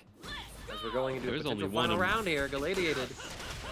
There's only one wall that's unbreakable. Is that what you're gonna say? Yeah, there's a yeah. You just read my mind. Like how Galladiated is just reading EdgerunnerEcho's mind right now. Like that jump in, he knew that he was gonna jump in fear of the command throw, and then he goes for the JH. Galladiated playing too smart right now. Like stars and stripes as well. Then we get that unbreakable back. Oh, we're seeing it. You saw this on Twitter. Yeah, it could have kept going. That combo could have kept going. It was ridiculous. Oh, it's a cool finisher. We get a parry in there real quick. Perfect is going to be denied, but oh man. Whip on it, and you threw reset? You did that. You did that. Oh my god. That's how you eliminate EdgerunnerEcho? Nah, you gotta leave on my terms. Savage. Absolutely brutal. That was the first tournament set those two played against each other, and so Galladiated adds a 1 to his victory count over EdgerunnerEcho. 100% win rate. He's like, hey man. It's like, hey man, I've never lost against you, man. It's like, you only played me once. Yeah, don't worry about that, man. I've never lost to you, man. But you know, EdgerunnerEcho. What I said was factual, not contextual. Okay. Did I lie? Did I lie though? But yeah, EdgerunnerEcho. That was really good gameplay coming out there. Honestly, I was pretty impressed with some of the Caitlyn action. But you know, when you have the brick wall known as Galladiated, it's really hard to keep the composure. But Obelisk and Galladiated gonna play off stream while we're gonna have fabulous Zucchini play against Blitzcrank. This might be one of my. I'm excited to see this set. This set's gonna be so dope. This is gonna be yet another banger here. Gotta get the anticipated duo of the evening up against TNS's own fabulous Zucchini. See the throw come through, and look at that. Mazetraps actually getting the saucy time winder follow up and confirm. Get the Oki setup right here. We get the full pickup as well. Yo, I've never seen a Blitzcrank bleed that hard. Like off the rip, 20 seconds in, that much damage. But we got the command throw. Fabulous Zucchini. Need Mr. Make It Happen right now. Shown out, but we got the parry as well. Tried the bait. Yo, Maze is too smart with these bait situations. You said it yourself right here. Zucchini, they're going to be able to catch the Illaoi. We jump over Maze's attempt to punish. But here we go again. Maze is going to be able to get all kinds of pressure here. Good defense from Zucchini. Push block comes through, but just in time. We match that push block with it. Tag. Aussie jump going to be able to try and keep ourselves alive a little longer, but alas, Mazetraps gets the next hit, drops it. No confirm, but we jump and we have the Illaoi assist to punish. That's wrong. That is just wrong. And then Oh my goodness, on this round start, again, Illaoi's getting beat up in the background. We swap over to the Blitzcrank. Oh yeah. I don't care about your super, I don't care about your install, your million mix-ups. I'm just gonna hit you. And then May's got the boy in the back. He's just like, nah, you gotta hold this. Whoa, whoa, whoa, and the roll out goes a little bit wide. Get the full charge on the steam.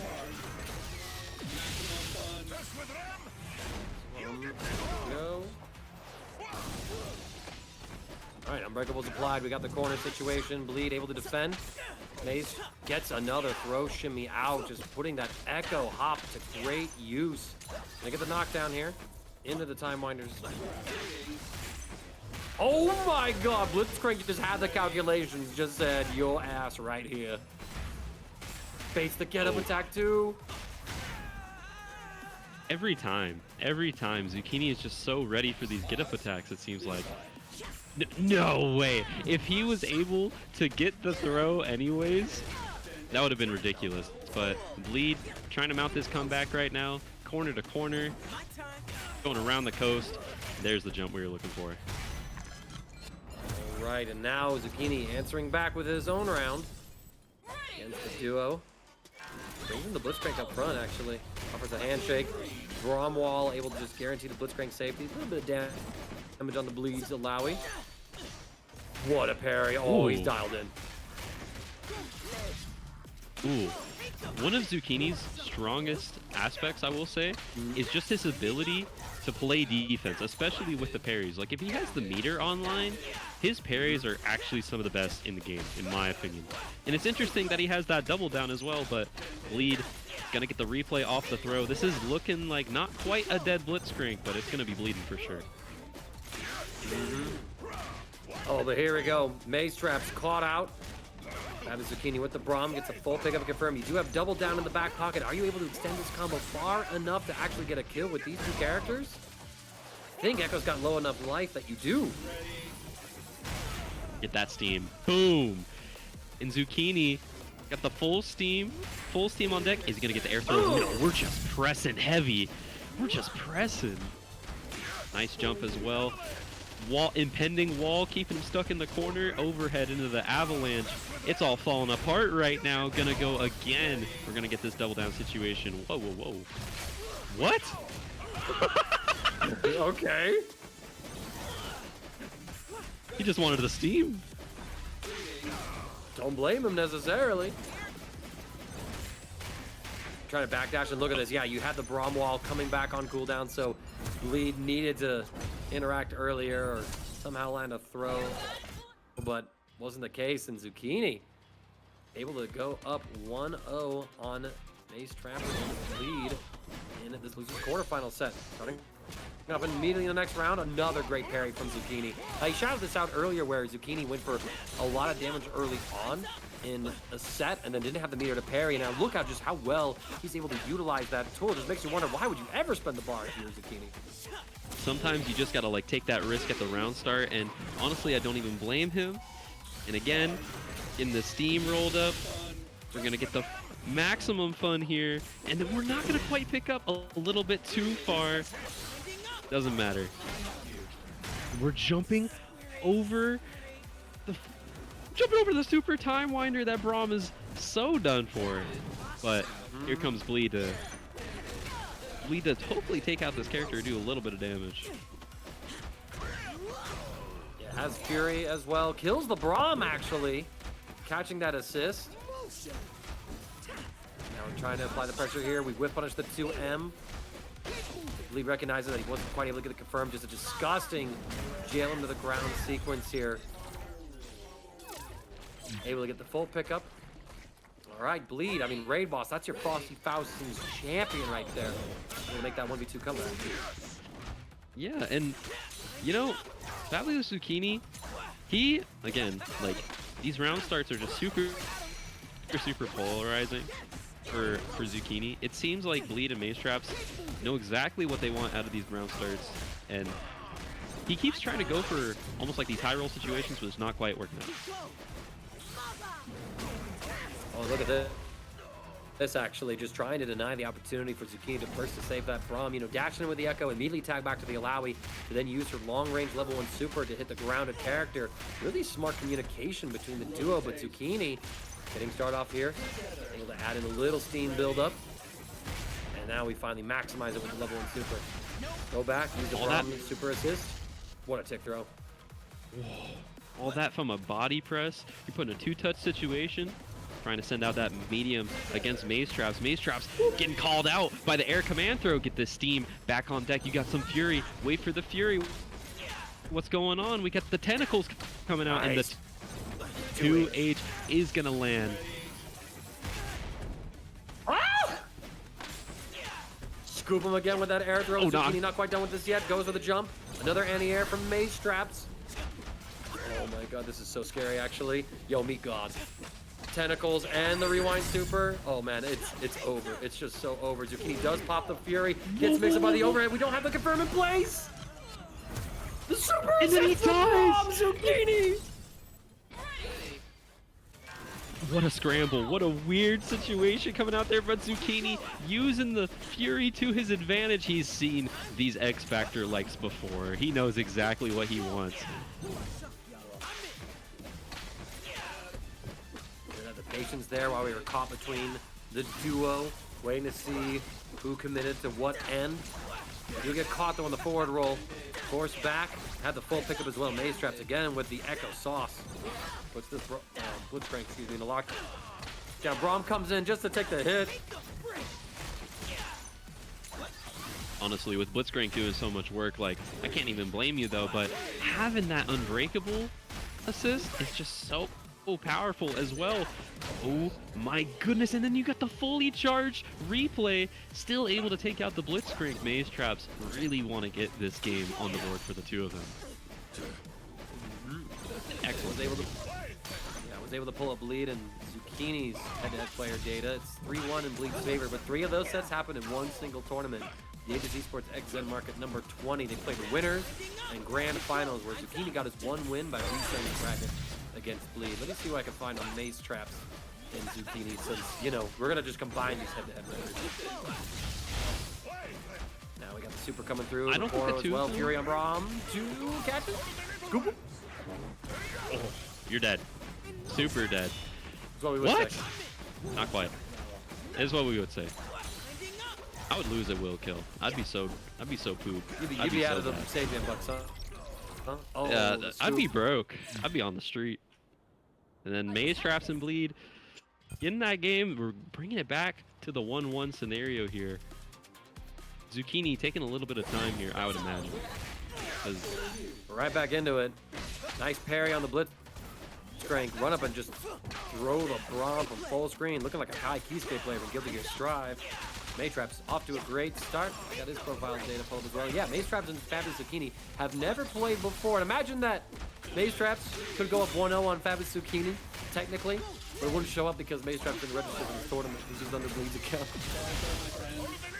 Dude, He also Bleed. so just Bleed's just holding all his losses. Like, Mazetraps holding all that damage in the backline right now. Kind of sucks. But nice retreating guard coming out. We want to reset this to neutral. The charging star to get through the projectile. But Blitzcrank is holding all this super time wider right now. Limit strike. Keep the... We'll pick up here as well. Break come through? Not yet, because this is a throw combo. We do tech out, trying to create some space. Able to hit the Illaoi. Dash up. We catch a happy birthday as well. Big opportunity for Zucchini. Mazetraps' Ekko is going to go down. But I mean, you got some extra credit onto Bleed's own Illaoi. Oh, dude. And then we just go for the normal throw, and then we got the 2H. We're not confident in the 2H. It's not going to work out. But we got the assist called from the Blitzcrank. Try to get the 2L to catch the jump out, and then we reset again. Oh, no. The Braum. I'm good in my teeth. Oh! And look at this. So smart. Not even messing around with trying to deal with Fury if he went for the combo. Just letting Illaoi hit the ground, going into that super so that there is no opportunity to Fury. Fabulous Zucchini here at set point against Bleed and Mazetraps. Yo, if Fabulous Zucchini wins this set, that would be ridiculous. Zucchini has had very, very close run-ins with winning like against extremely good players before, almost beating Zondo at Frosties. And Zondo got forward, and he was like one of the only people to get games off of him, let alone rounds. So here he is on the Braum Blitz, taking it against two of Online's best. Oh, and then we get the reset into the air command throw. Steam try to go for another air throw, I think, but we were able to stop him with that JS2. Thanks inside. The command grab with armor, thanks to Steam, blows up the overhead and bleed. Back to the wall, tournament life here on losing quarterfinals. We parry the Blitzcrank. Trying to find the next hit. We whiff punish that 3H as well. Zucchini holding on to that break. It's a matter of when you spend it. It might be saving it for the Fury here, and maybe you just even save it for next round. Plus frames. Still holding all this jab pressure. I mean, this is so intimidating. What a disengage. Yeah, Two bleeds awareness so high level. Getting the Braum out of there. You want to save as much as you can if you're in this situation. And if you're Zucchini, you're okay with not really sitting in the driver's seat right now. And because we got that medium, we're making it happen right now. Back down into the ground. The Fury gets popped, but it's all good. He doesn't care. Not a care in the world. The command throw goes wide, tries to go for the parry. Not quite. Bleed has found his way back into this game right now. All you need is a level 1. You don't even need that. You're stuck in Fury. Braum with a Fury of his own. Does he want to pop it? No, he can't even because we get whiff punished by the throw. Such a smart decision there from Bleed. That's your Frosty Faustings champion. 1v2 situation, but Fury was invested. Zucchini has break at full access here at round start. But oh my god, yo, Mazetraps recognizing that, yo, this screen has become a corner thanks to the complete split up of the teams. Excellent awareness and routing. Catches Zucchini, but we drop the combo. Able to just return. Oh my god. Yeah, you have to break right there, otherwise that Happy Birthday was disastrous. Yeah, losing Braum that early there, you have to burst. You absolutely have to. Background, getting stuck. Ekko, and then you got a Happy Birthday of your own. Ekko dropping out. Not going to quite be able to get it. But Zucchini, what a reversal of fortune right now. You're going to want to double down. Out. No, never mind. We just bait the get-up attack. Fabulous Zucchini. Playing pretty fabulous right now. Are we going to get the return? And then we get the 6H. You're going to kill. No, not quite. The Fury able to stop the aggression. Mazetraps does take out the Braum. It's up to this Blitzcrank. No whiff punish for that 5M. The Time Miner does connect. Bleed. Watching Mazetraps from the back. We go into the tentacles. We go into the super. And it's the same side. Mazetraps clutching it up, keeping Bleed alive in the bracket and sending Zucchini home at 5th place. Oh, man. That set of the tournament so far tonight. That was ridiculous. That was absolutely insane. Maze with the clutch up there. Zucchini, you can't, like, you can be mad. Like, I'm mad, low key. But honestly, being able to take the set to that level with these two caliber of players, like Zucchini is such a strong performer in this game. It's ridiculous. And stick around for a little bit though. We got an ad. Make sure to hang tight because we're about to walk into some winners finals action. Got some JustCaptalB versus ApologyBoy. That's ridiculous. I don't think I've ever seen the two of them. Like I've seen the two of them play all the time, but I don't know about in tournament. It's just, interesting. Maybe we can get some more statistics on that, but I'm about to. Yeah, we are in a little bit. Oh yeah. You're commentating with mangaka. You know, FG Combo is back from the grave in 2026. I'm going to find every statistic under the internet sun. Real right quick. Here. It's also so cool to see some of the players' profile pictures. Oh, real quick, Neo. What? Hi, Kitty. What two characters did Zucchini play? Was Braum and who? Braum and Blitzcrank. Blitzcrank. Asking for top 8 purposes. Don't mind me. That is an adorable cat. What's their name? Stormy is her name. It's my girlfriend's cat, and she is maybe a little upset that I'm not giving her so much attention, and now she's trying to escape that, right? Here, look at the internet. All right, I got JustCaptalB. Yo, Mazetraps, you've earned that Sung Jin Woo. like profile pic on Star GG, you aura farming like the solo leveling goat himself. Good God, man, that was just absolute domination. Man upgraded to mutilation mid-fight just like the ant. That was crazy. It was sick. Honestly, it's true. It's true. The little bit of aura farming. Is there any community where I can learn to play that game properly? I didn't get my. Oh wait. So with a 2xKO community, there is a main chord for 2xKO. I don't know the exact the exact Discord tag for it, but yeah, there's people who play all the time, and you can just always hop on ranked and talk to people through there. And if doesn't interest you, then just enter tournaments, just like Motivation Academy. We got TNS, we got Breakout, all sorts of tournaments happen for this game all the time. So if you're at all interested, then yeah, pull through. Yeah, just, you know, get to know some players. There's also tons of educational content out there on YouTube. I know that, like, Diaphone posts content for it, SQ posts some content about it as well. You can find, you know, tons of VODs, tons of things to sort of study from. And, you know, just watching the tournaments, too. Usually you got casters talking about the game, able to break down some of the interactions to show you some things. A lot of my time that I spend studying VODs and whatnot, I usually pick up some various tech that players have been able to build in and try to add that into my own play as it is.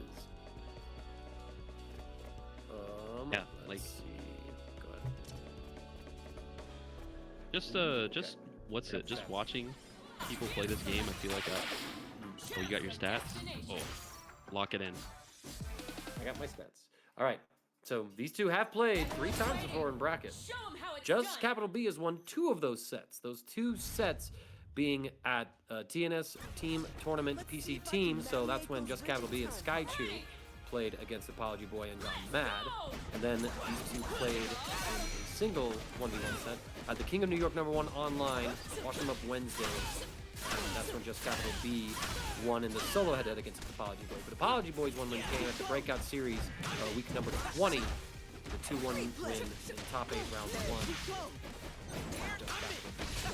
Sort of where we're at, and now these two get to play their first best of 3 set ever. No, our best of 5 set. Excusez-moi. Yeah, we get to really see like who's who, like who's really got the advantage on the other guy, like in this sort of situation. Right now, ApologyBoy keeping it in motion, but I really like that push block, dude. All of these air throw situations coming out from Capital tonight have been ridiculous. Not gonna quite get the setup on the super, unfortunate. Oh, but we catch the buy. Don't quite catch the Ekko. They get some retreating guard action. Yo, and the handshake tag to see the jump and punish it with the throw. That was so great. Oh, the parry! It doesn't quite interact with the vault breaker. I think the assist actually slowed by momentum down a little bit. And we're gonna get a full combo and pick up here. JustCaptalB with this Ekko at death's door, able to take out ApologyBoy's Ekko, and now it's the Illaoi 1v2. Trying to go for the tick throw situation. Decides, yeah, I'm dead here anyways. Just go for the get up attack, see what happens. ApologyBoy, wise to it. And then we're gonna get the lariat into the Buster Wolf, making it happen now. CaptalB with the first round. Let's go!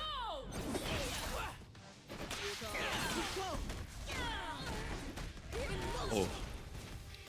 Happy birthday, not gonna quite come through in this scenario. Another get up attack coming out from Capital. Trying to go Launch all here. in. ApologyBoy making it happen. Coming off the throw. Yo, SK actually in the Twitch chat saying that, you know, sounds like they're from Africa actually. So super cool. I hope that you can maybe build something around this game out there. And yeah, start out there and get practicing like Kazuki says. Kazuki Kaze. Excuse me. I just completely called you by the wrong tag. I'm so sorry. I'm going to talk about the game and the players' names who I can read correctly. I need some more caffeine or something in me. Here we go. JustCaptalB baits out the get-up attack. Takes out ApologyBoy's Illaoi.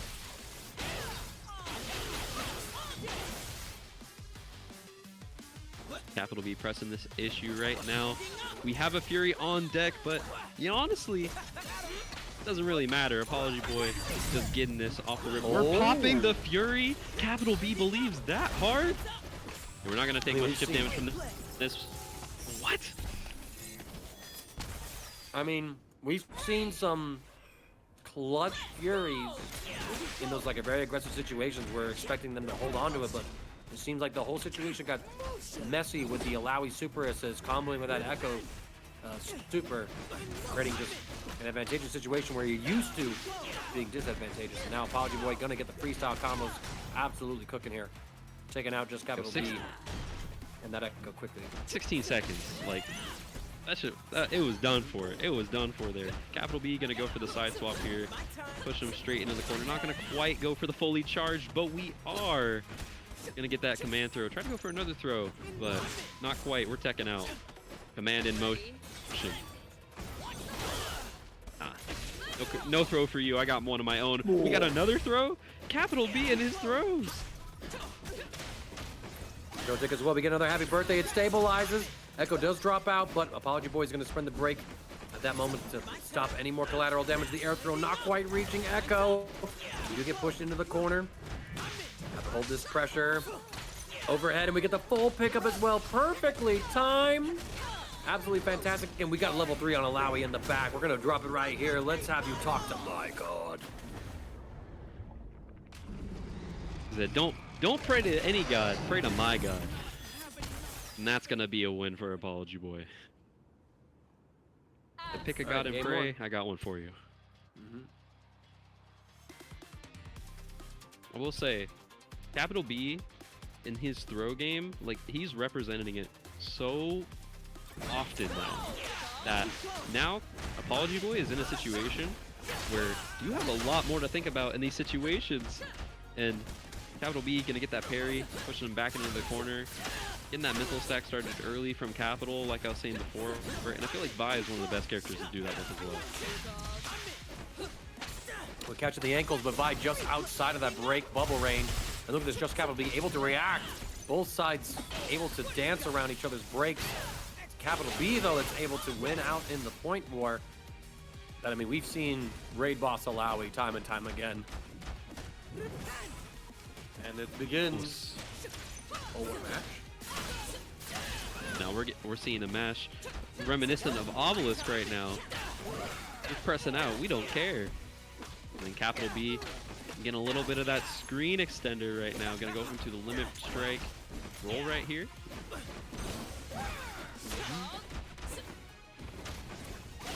Oh, what a bait as well. That's a dead Illaoi.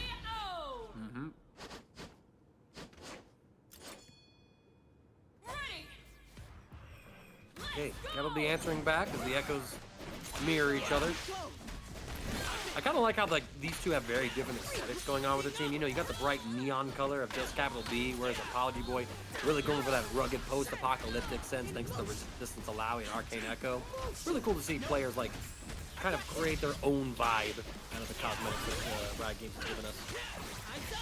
Yeah, I agree, and it is pretty dope that like we can make that happen. And it just so happens that Capital's vibe is Buzz Lightyear. Like I look at that vibe and I'm like, this is Space Ranger coming to the rescue. Like this is ridiculous. But ApologyBoy gonna get the C's.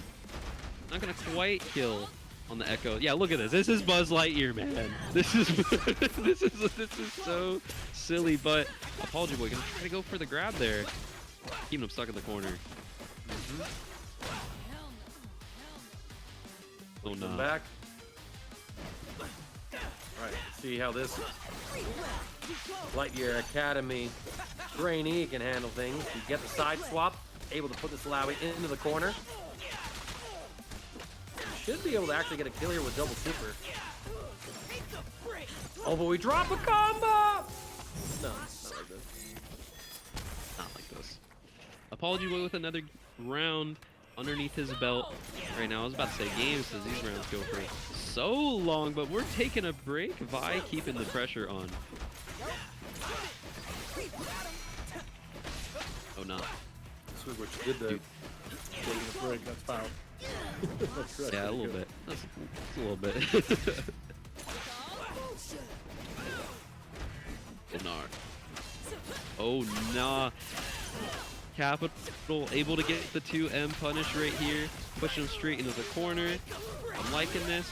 Break again, go into the vault breaker, launch. So much damage. Get the limit strike into the million mix-ups. You think you can block it, but no, you can't. You can't. This Ekko champion when he's in install is just so strong. But that's a dead Ekko on Capital B's side. Having to send both meters, that route was going a little bit wide there. I thought it was going to drop. It was going on for so long. But the Helm Breaker comes for us all. Now ApologyBoy gonna be able to get the link, pop him with the tentacle. Have a second one in play too. Looked like a bit of a miss input here, or we expected Capital B to go down. Either way, we reset to neutral, fighting our way through with these freestyle handshake tags. Jump over the throw, get him with that cross up, and Capital B gets the Fury just in time. The air throw will come through, immediately deleting Illaoi. It's a 1v1. Honestly, another throw.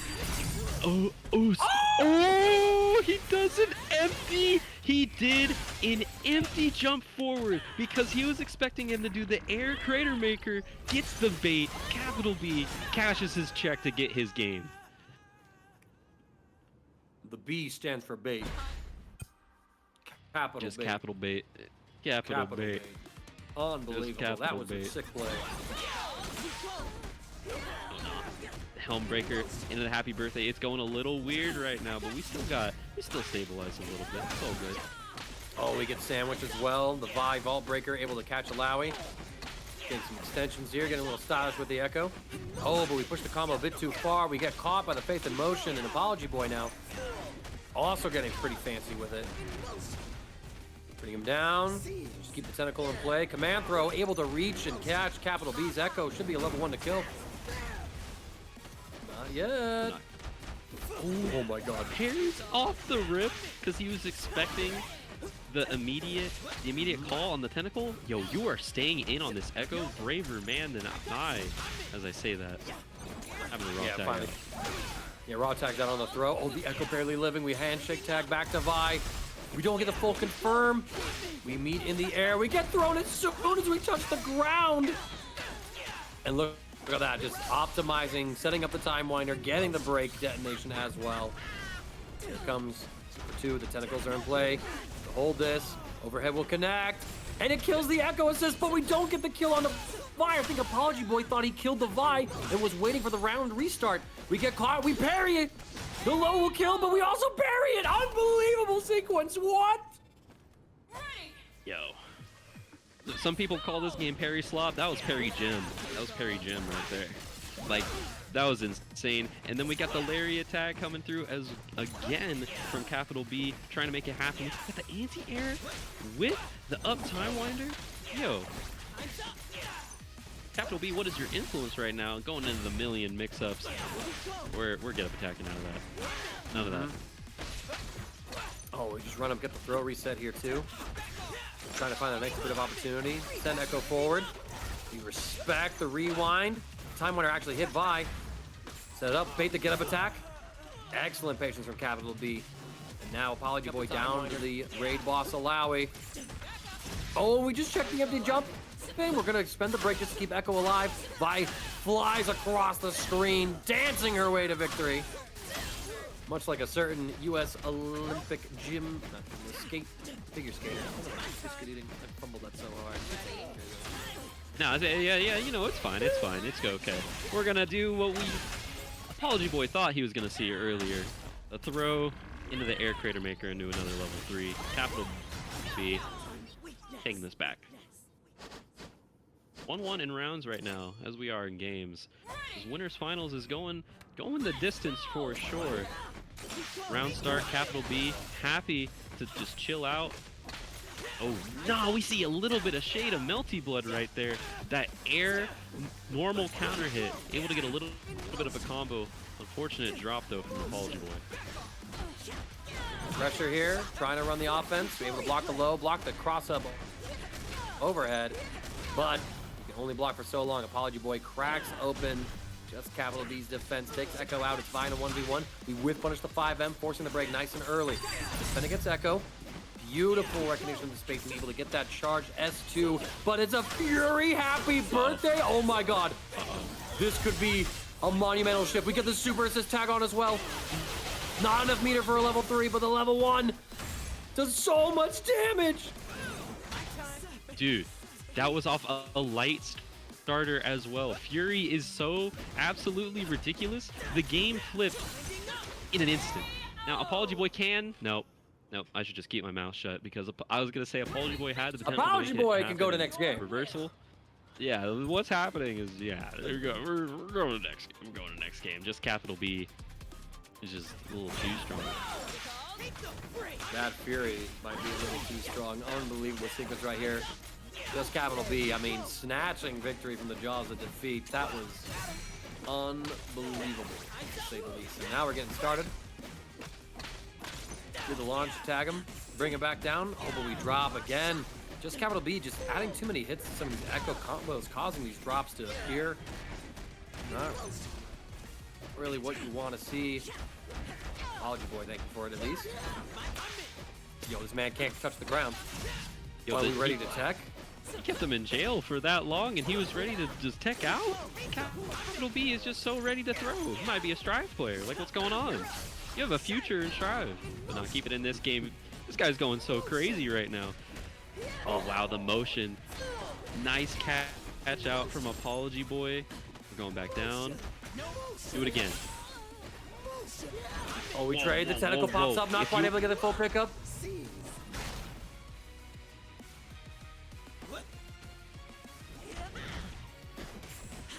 Honestly, ApologyBoy is in a really good situation here. I think Capital's Vi is much stronger than his Ekko in these clutch situations, and yeah, we can just see it right here. ApologyBoy able to close that, get the round back on the board. He really wants to fight for this game 5. I mean, wouldn't be the Motivation Academy without things going to final set, final round. Oh, they trade, and we bait the get-up attack to ApologyBoy playing absolutely clean. Full combo extension. Blast him back. We could tag into Illaoi here, but we get denied as the break comes through, and we parry the low off of the handshake tag. That's a dead Ekko. I wish and you shall receive. It's looking like ApologyBoy really had that land in his lap there, but you have no parries against Vi. This is a dangerous, dangerous game you want to play, and you're getting whiff punish right here as well. The sway backwards, putting CaptalB at the best possible spacing.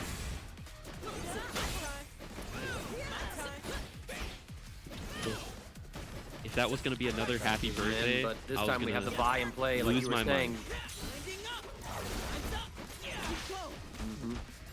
Push back, retreating guard just to generate meter. We block the overhead. Pressure up, we block that overhead too. Almost another happy birthday. I mean, ApologyBoy is just trying to replicate failure so consistently, but CaptalB, we go coast to coast. We catch ApologyBoy moving as well. What is it with these Vi that is so sick, nasty, to just be such a raid boss until you drop the combo? Okay, it's fine, it worked out.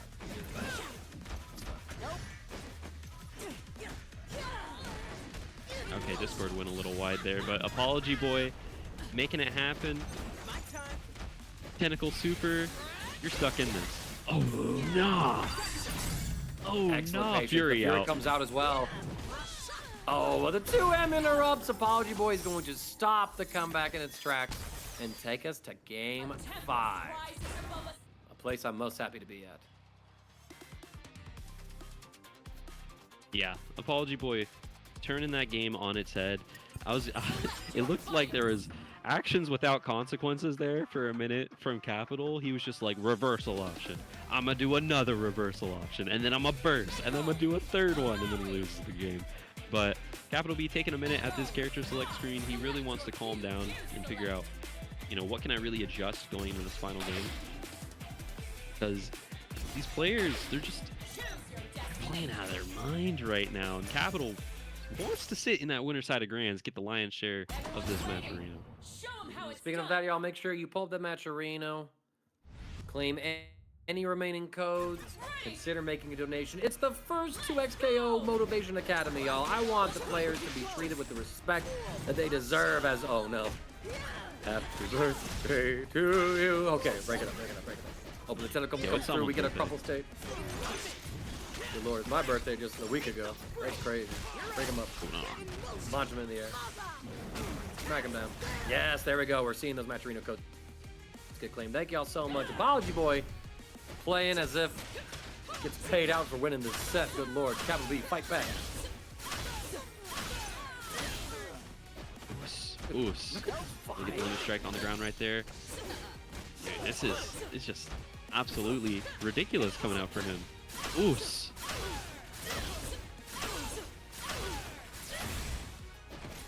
What? He tried to go for the reset right there, and then he's ready for the... He just ready for that? Hey, sometimes you're just ready. You just built ready. Gonna get a pick up here. Catch him right here, ApologyBoy. Having some sauce incoming, but Vi dies before we get to see it. It's now set point for ApologyBoy. Come on, Capital B, give me 2 more rounds. Oh! That air throw. Oos. Capital B bursting out, wanting none of this. Tech on the air throw. ApologyBoy learning a little bit from previously. We got the pickup still. Yo, Helmbreaker pickup, and you go into the install super. Capital B pressing this advantage right now. He's really trying to close this. With the command throw going wide too. Gonna get a catch right here, ApologyBoy. Putting Capital B into the corner. Dashing up. Go for the strike game. Play, it's all strikes from here. Capital B going to lose the raid boss Vi, and even commenting that character. Now can Capital B make a 1v2 comeback with this Ekko? Oh my goodness. ApologyBoy trying to go for an air throw of their own, getting full punish for this. There's no meter on the side of Capital right now, but getting that Illaoi broken all the way down. Can the comeback happen? Oh no, and it's gonna happen with the super assist from Vi. That was dastardly. Proving that they're not just clutch with only Vi, but the Ekko themselves can also bring it back. Final game, final round for our winners final. This is the Motivation Academy. Oh. And then again, happy birthday. Not gonna quite pick up, but we're keeping it straight. Oh, what a parry with the switcheroo tag. Capital B now gonna lose some of this momentum. ApologyBoy should be able to generate some break with a limit strike ender here from Ekko. No. Oh, goes for a reset? Did he get cursed? We switch around, we hit the Ekko, then we target the Vi. Absolutely foul. The break comes through, just Capital B now. The players are tied up in resources. We see the vault breaker come through. We reset with the overhead. We tech the throw again. Capital B so ready for those throws every single time. We try to catch though, but no, the Ekko gets completely swarmed as Vi just deuces out of mid lane. And again, it's up to her. It's up to Vi. Can she finish off ApologyBoy's team? Just Capital B gonna hit, denying the Ekko assist. No confirmed, the run up throw will connect. Level 1 super not gonna be enough. But still, it's just that much closer to death. Chip, gonna be a big factor. And the assist catches. No, it doesn't! The super comes through! And, dude, I was gritting my teeth that entire last set, but ApologyBoy is gonna keep the composure, hold it together. Oh my goodness. Capital B with the slimmest margin to try and bring that comeback, but holding it together, ApologyBoy is gonna make it happen. Mm-hmm. That is an Ekko Illaoi in grand finals, and it's not bleed. Can we appreciate that this in tonight's bracket, that's the situation that we're in? That it's not bleeds Ekko Illaoi. Like that's so crazy right now. I got something else for us to appreciate as well. While that stuff was going on, I pulled up player data on everybody in the next set. So I got Obelisk's head-to-head data against Mazetraps and against Bleed. And it's pretty amusing, I will say. So Obelisk has never beaten either of these players. He's been 3-0'd in tournaments, various tournaments, by both Bleed and by Mazetraps. He has 0-3 records against both of these players. That's like a combined total of 0-6 against these players. Now, Obelisk has only played Bleed and 2x KO. He's played Mazetraps twice in Dragon Ball Fighters, actually. That was way back at City of Mayhem in 2021 on the PlayStation 4 online tournament. Mazetraps beat him in 2 different encounters in that tournament. So, pretty funny. Obelisk, you're up against 2 bracket demons at the same time. Rise above this. Nah, he's fine. Nah, I'd win. Yeah, he's fine. Nah, I'd win. Nah, he'd win. This is the most nah, I'd win thing I think I've ever seen. And then look at this. Just immediately off the rip. Heart's on fire, trying to make it happen. But the anti-air from the follow-up? Hello? Mazetraps. I need some coaching, man. I gotta watch your VODs. Nice burst coming out from Obelisk, though. Yo, but again, Mazetraps just in there. He's not taking no for an answer. He's like, nah. 1 million mix-ups. Keeps it stuck in. Again, Obelisk keeps getting hit by these sort of scenarios. Oh, he was waiting for that Illaoi assist. A little bit of miscom maybe on the 2 of them. Possibly so. These 2 are a little bit new to duoing, but still able to fight their way from loser's side in order to get into this top 4. And keep in mind, I'm actually kind of trying to rewind back. It was JustCaptalB who sent them to loser's place in the first place. So if Bleed and Mazetraps win this set, they get their run back. One can only imagine that they can make it happen. If there's anyone to make it happen, it would be these 2. But Oos. Walking into this final first to 2 of the night, Mazetraps want to go for this limit strike. Wow, we are still sending the get up attack there. Obelisk with the risk, almost quite working out, but Bleed and Mazetraps really taking a hold of that round. Oos. This round start as well. Get back. We're fully charging. Keeping the pressure going on. Ahri is out. Oh, nice defense. You're blocking all this? That was crazy, Mazetraps. And yeah, you can't go back to the same well too many times. Obelisk showed the charge heavy a second time, and this time Bleed was ready to parry it. Trying to find the next hit right here. Attack is going to work out, and I mean, if there's a character that I think has the most consistent happy birthday routing, it's Illaoi. Bring him on in here, and now we're getting the extension as well, thanks to the double down, thanks to the tentacles. This is so much damage. It's practically a TOD, but the combo dropped. But it's fine, the tentacles are still there to keep Ahri safe. What did I just look at? I feel like I'm in disbelief looking at that. And then Obelisk, not gonna quite kill, but you got so many tentacles online. Going for the C's. Mazetraps has his work cut out for him right now.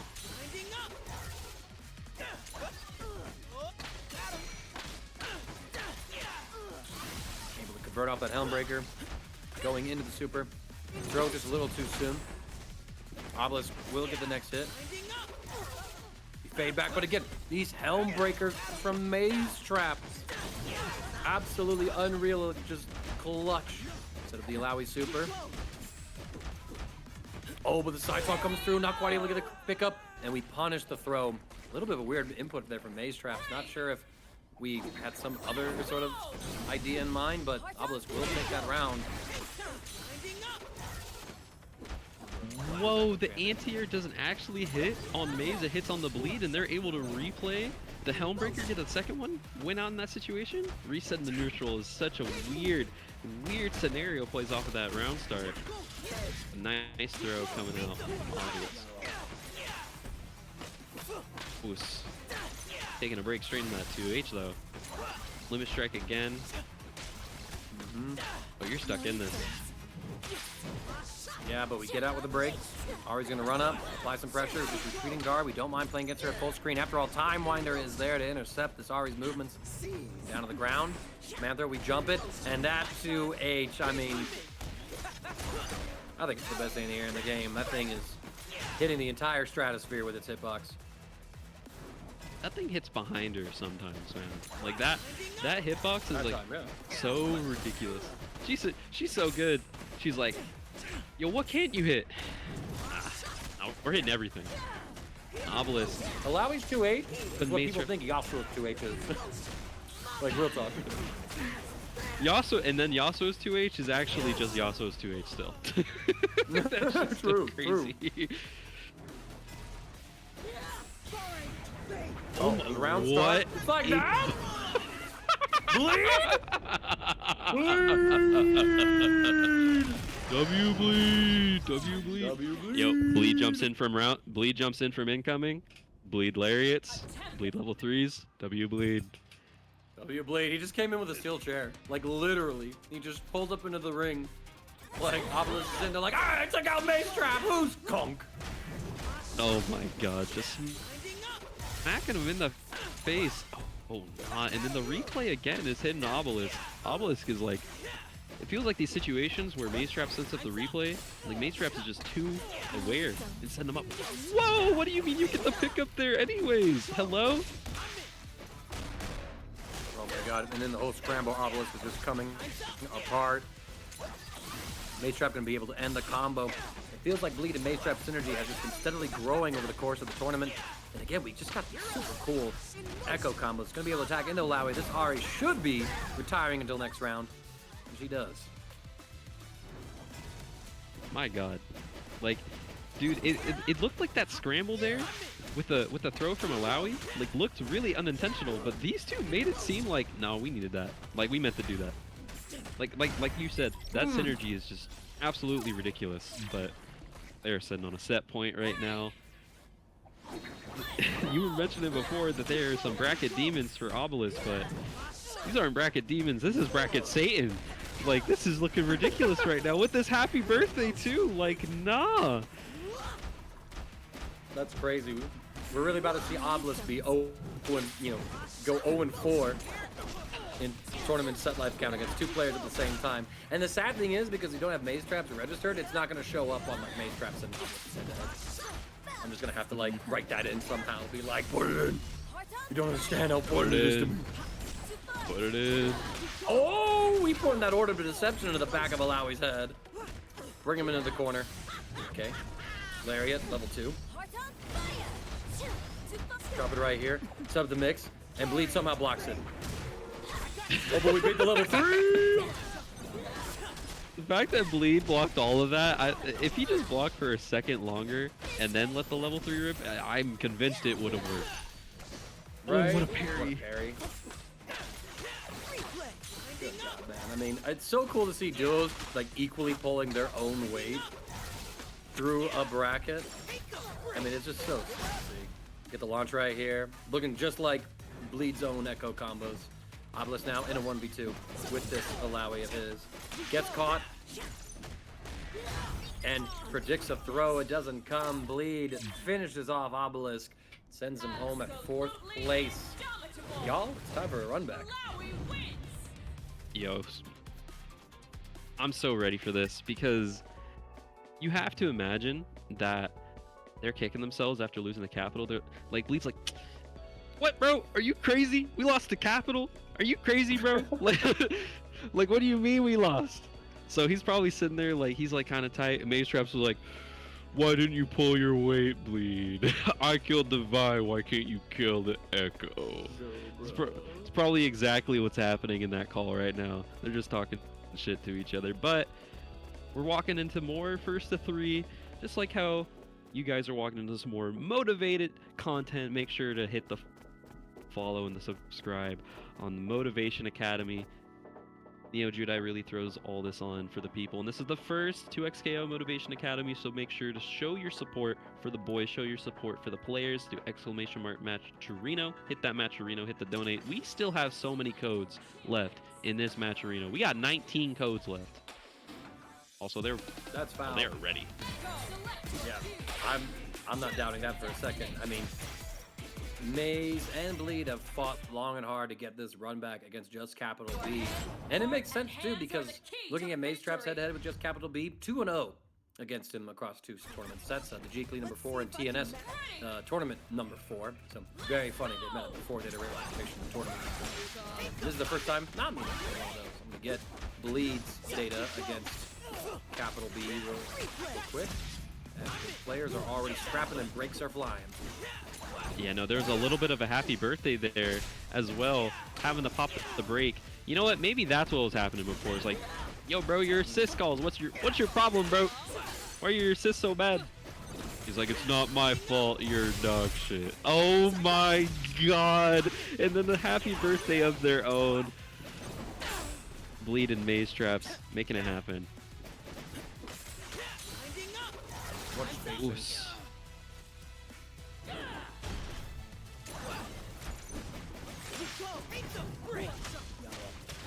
Trying to send the Echo in, but Capital B will check that. It's caught by the Rekka series. Vault Breaker gets us through. And there we go. We actually catch the ankles of Illaoi. From such a great distance. Capital B's got the electric on deck. Extends into the super Echo assist. Full launch here. And we just chase him in the air as well. This raid boss buy. Unbelievable. Buzz Lightyear Star Command here. Buzz. Oh my god, and you take the command throw? Send him to the moon. Capital B and his Vi is just simply too strong. I can only imagine, like, if a character comes out that Capital B likes more, like this Echo is going straight to the straight out. It's like, go to the bench, buddy. Oof. The overhead into the fully charged clone. Mazetraps making it happen right now. Nice get up attack though from Capital. It's like, surprise, I'm behind you. Got the fully charged clone, getting the full break. Capital B keeping this straight right now. Oh no! Not gonna combo. And I like that, tagging over to the closer Echo within range of that 5M to check Capital B. Now is in a 1v2 with Echo. Nice parry though, that's a great way to start this off. Gonna be able to get this side swap. And Mazetraps in the corner. Slowly chiseling out a life lead for ourselves. And so funnily enough again, looking at Bleed and JustCaptalB's head-to-head record, Bleed has been up 3-0 on JustCaptalB. Until tonight, of course. So JustCaptalB has beaten both these players for the first time tonight. Has to do it again to get a run back for grand finals. That is ridiculous. Capital is playing, quite frankly, ridiculous. This is some of the best that I've personally seen him play in so long. Nice 2H, and then another air throw as well. You can only imagine if he had the level 3. Nice pop on the Fury. Trying to keep things as safe as possible. It is one-hit game. But Capital's gonna take it. Genius plays. The momentum from Capital, like, honestly, if you're Capital, you gotta be feeling yourself right now. Like, on Thursday, this was TNS number 1 and 2. And Capital got, like, 17th that tournament as well.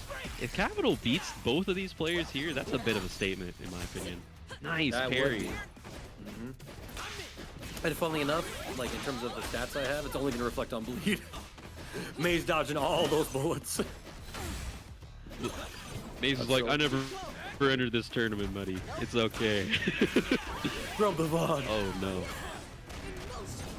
Oh nah. Yeah, have to break there. Parry as well. I mean, that was just like a pure read on Bleed's half too. They're keeping it together right now, though. They are. Well, barely whiffing, but there's Echo to catch you blinking. Oh, we don't quite get the full pick out to the Rekka series, but there we go. 5M is going to frame trap. Yo, Capital passed the control to the little brother that round. It's okay. It's okay. He's doing too. Yeah, he's doing, but it's just like, hey man, don't worry about it. It's not just capital B, it's capital C, man. Oh my god. Getting this pickup right now. Stuck in the corner, we got the roll. Oh yeah, pop that install. Oh, and we go for the mix after it. Super quick kill from Bleed's teammate Mazetraps. See what I did there? Recovered. Oh yeah, oh yeah, oh yeah. Oh, the frame trap is diabolical. Fury's about to come online for Capital B. He's going to spend it here, alleviating some of this pressure. Dash cancel. This should be a dead Echo. Yeah, that's nasty. You go into the lariat, dash cancel into into command throw. Yeah, I'm getting hit by that. Watch the toes. Oh, Try to go for the command throw again. Too much block stun. Not gonna work out.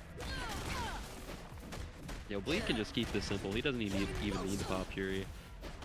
I know there's like some Dangeki route, where you can pop the Fury and get the kill here, Oh, the but throw he's not punish! even worried about that at all. Now, I like that quick second that Capital B took just to clear out the tentacle, but it doesn't matter as Bleed gets the spacing off the retreating guard to whiff punish, ties up our set 1 apiece between our 3 combatants. Absolutely indomitable. Yeah, that was tight. That was tight. Bleed, Maze.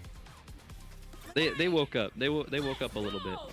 Like I don't know who scolded who in the ready room, but someone was getting tight. Someone was getting tight. Like, come on, man, lock in. Oh, no. And there we go. Attacking right back, able to punish that Vice Super.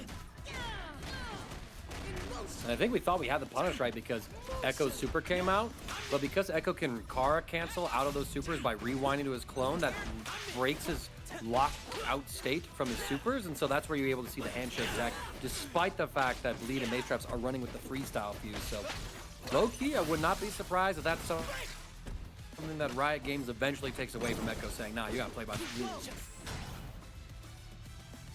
But as we say that, Capital B's Ekko is getting sent to the wayside. Yo, we're whiffing buttons and faces. Bleed does not care. Bleed absolutely does not care. And then we're gonna get the charged heavy back into the tentacle. Oos, oos, oos. I don't think this is gonna kill, but you are in a guess for game situation. Oh, nice parry on the command in motion. Oos. Capital B. That was tight.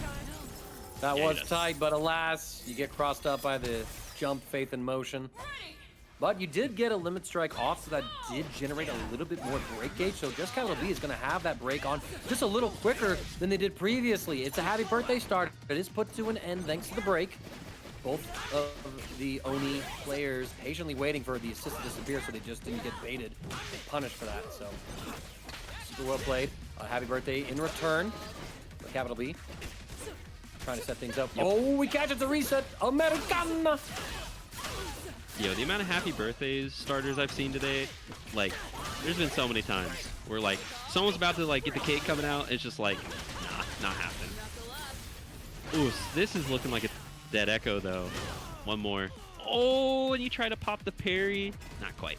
Not happening. Not quite, indeed. But now it's up to Raid Boss Bleed to keep Mazetraps himself in this game. Get a pretty good grip of damage here. Runs up and throws now. Has a super to confirm. Does so. Okay. Ekko about to step in. Stepping up to the plate right now. Got the bat ready. Keeping it straight. Keeping it steady. Stuck in the corner. You have to pop the Fury. Surely. Oh, and then we hit the Vi. No more rock assist. Vi isn't going to show up for another 3 seconds or so. And then the 2H is going to go wide, but we got the throw coming out from Capital B. We're staying alive in this round. Trying to find our next approach in. Very crucial round. I mean, this could have been the game state in their first encounter in pools, actually, between these 3 players. But there could potentially be 2 more whole games after this, depending on how they progress. Nice block in the Helmbreaker. We're able to see the cross-up overhead. It doesn't matter left or right. I can parry high either way. And that's going to lead into this situation. Break is spent. We're able to interrupt the tentacle. Ekko gets sniped. And we see the Vault Breaker coming on through. It's another great parry out from Mazetrap. Dude, Here we the go. fact we were able to see that sequence where Bleed gets the parry, swap over to Mazetraps, and Mazetraps gets the parry. And then with this corner sequence with both of them working together, sending it straight into the Vi. That was an expensive overhead mix-up, but it was effective, taking out JustCaptal's Ekko. Short little combo here, can extend with the super assist. Gonna get a limit strike here. Aerial reset. Oh, but we actually are able to attack on the ground. Push block is gonna create some space. Time Winder stops the Vault Breaker in its tracks. You get a full combo pickup here. We have the tentacle to launch. Do the limit strike. Here comes the Oki. We parry, we throw tech. Capital B, please. You're too insane with it. Oh, but check this throw, son. Yeah, and we're gonna get hit by that low coming out. Bleed and Maze trying to shut the door. They won the first to 2, but will Capital B see the adaptation? Will we get a game 5 from these 2? Oh my god, he pressed throw, and because we handshake tag back to the Vi, it worked. I'd be upset. That situation there was also so screwed up because they had 2 lariats coming from both sides at the same time getting the air throw. Dude, CapitalB is just currently in the sandwich. You want some zucchini with that one? Like, what's going on? Zucchini's already out of the tournament, bro. Oh, I mean, like, what are we serving here? All it is justice. Oh my. Oos. Light starter. You want to get out of there. You want to sway out of this situation if you're CapitalB. CapitalB is checking these tentacles so strong as well. Check the throw yet again. We get the cross up hit. Not quite able to confirm. The parry mash works. It's coming down to set point now for the Oni teammates.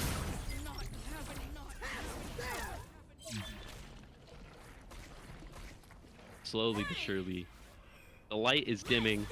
Things are getting dark. CapitalB able to make it happen.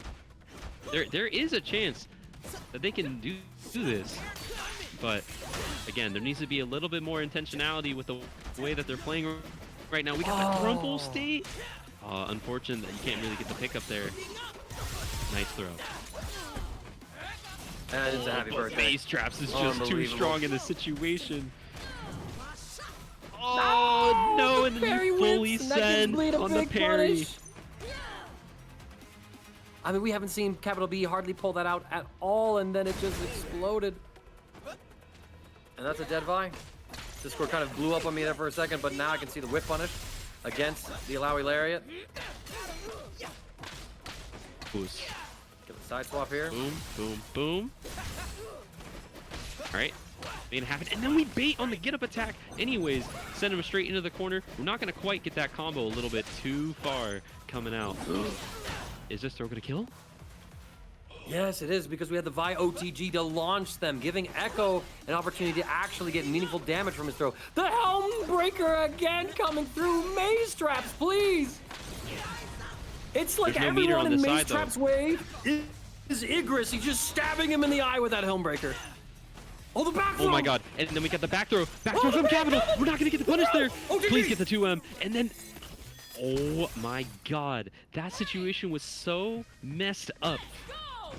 Capital, again, able to clutch it out from the jaws of defeat. He is finding more and more ways to win these sets. Oh my god, in the back line you have her charged up. Oh, there we go. We try to get the parry, but it's a happy birthday, actually. This is a massive opportunity here. Tag launcher, go into this Vi, and we're just trying to add on as much damage as we possibly can, seizing this momentum in an unlikely comeback from CapitalB. Oh, but we dropped the combo. Could have been a big happy birthday opportunity here, but the Ekko assist is going to check the aggression. Break does come through. CapitalB wants to maintain this life lead. Trying to back everything up. The assist comes through, checking Ekko. Ekko is able to skirt around the Vi. You get the full combo and pick up here. Rolling this through. Okay, Oki situation coming out from Mazetraps and bleed, but the tentacles are gonna make it happen, but we're supering out. That's a dead Ekko, and then the Illaoi is still alive on the back line, but we have a lariat attack coming through, and CapitalB is gonna stay alive. We're 2-2.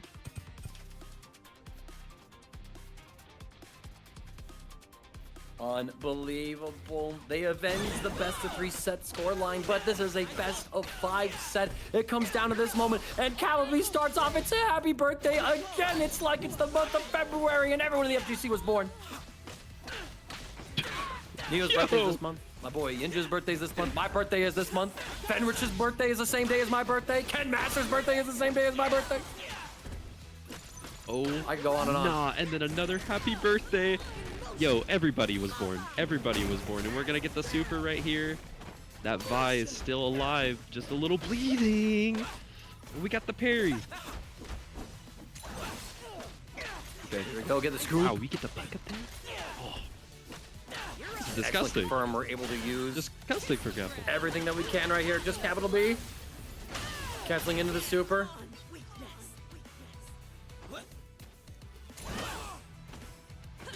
Oh, counter hit. Not quite able to get that confirmed. We just wait out that Helm Breaker. After all, it's been doing so much work for Mazetraps here. Tentacle Super comes through, but CaptalB doesn't really have to approach at all. We can simply just wait. Oh, and then the throw bait from Mazetraps, making it happen right now. Okay, you have to hold all this. CaptalB, though, with 3 meter on the line. Oh, no, and it's a 2H. Excellent coming out for Mazetraps. Absolutely clutch again. I mean, it was a 1v2 situation. You think it was dead to rights, but no. Mazetraps clutches up yet again. 5M connects. A Helmbreaker. How many happy birthdays are we seeing in this set? The break does put an end to it.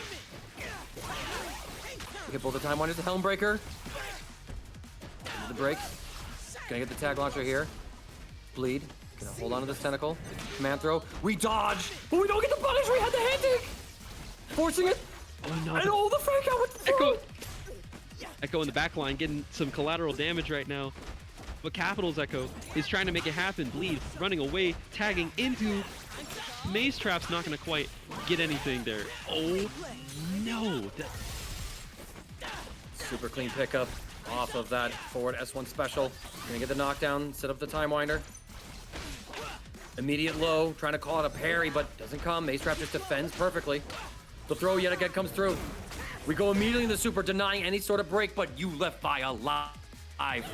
This set is so not over. We got Fury in the back pocket just in case we need it. Oh, J4. It's a full counter hit as well. We have the tags ready to go. We have to hold all this damage with the assist out. The air throw reset as well. Fury finally comes through. JustCaptalB has lost nearly all of this Vise HP. The Helmbreaker is going to keep them jailed. We parry. Wake up with a Oh, attack. no, But, and oh then the clone Mazetrap! coming out. No way, the clone coming from downtown to get the conversion. Mazetraps and Bleed take it 3-2. Just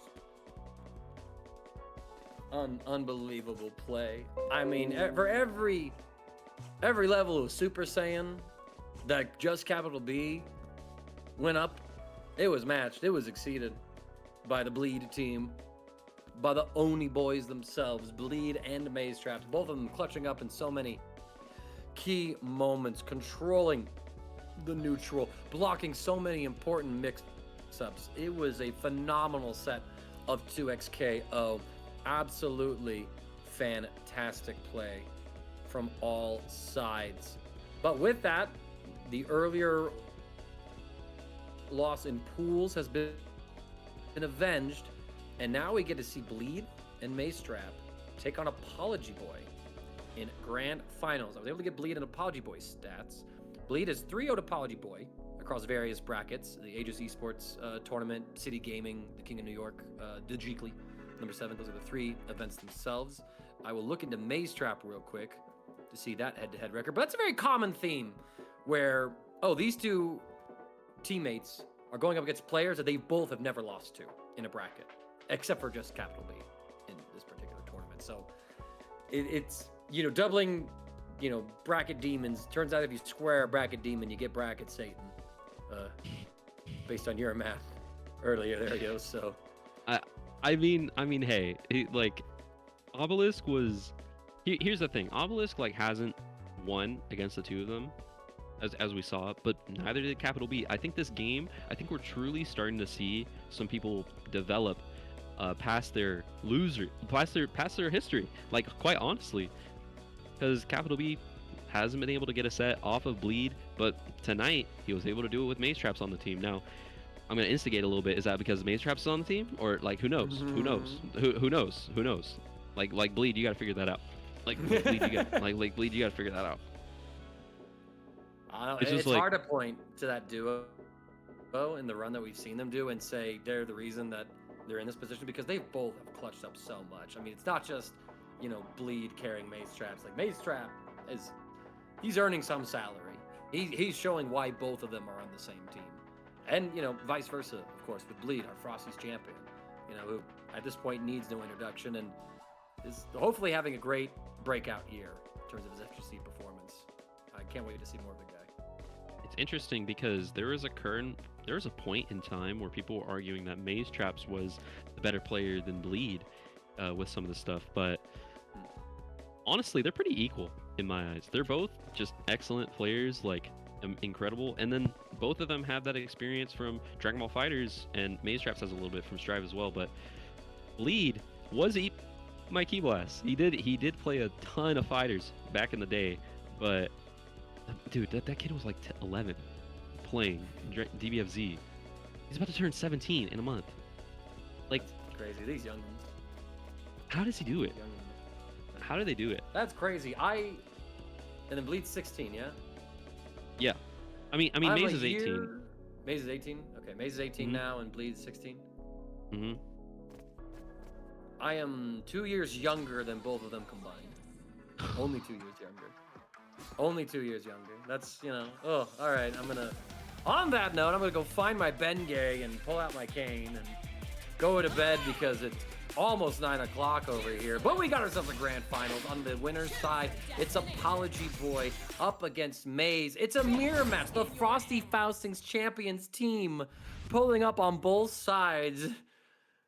And it's only Ekko and Yasuo getting nerfed. Anyway, I did pull up Mazetraps and ApologyBoy. They played once before. Mazetraps won 3-0 in winner's final of the Aegis Esports Zen Market number 19 tournament. So again, ApologyBoy has not beaten either of these players in a bracket. Has to beat both of them at the same time. You know what, man? You know what? Do the impossible. Like, fight the power. Fight the power that be. See the invisible, my man. Yeah. Row. Row.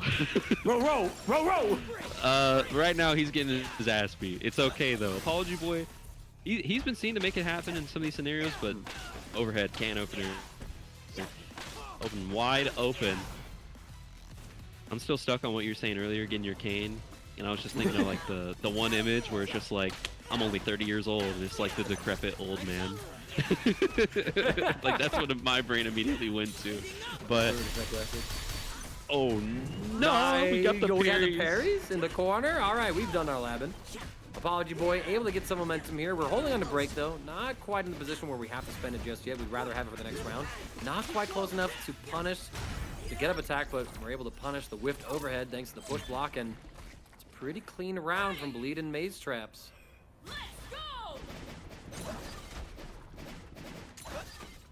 Okay, getting a little bit of catch up here. Oh, double helm breaker. Oh, brother. Oh, brother, the double helm breaker. Okay, a little bit of silence. Silence in the night. So Oh, scared. We no, do get a stuck in crumble. motion.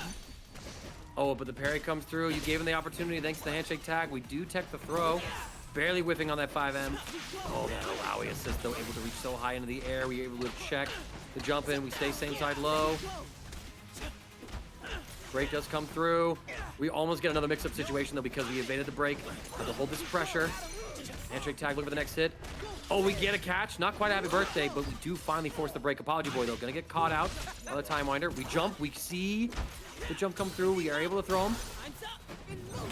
Oh, that's so spooky. Oos. Oos. These parries are just a little too ridiculous. Everything's a little ridiculous right now. But, ooh, and then the air time winder is gonna catch out Mazetraps. Yo. Run up. Oh. S2, trying to go for the throw afterwards.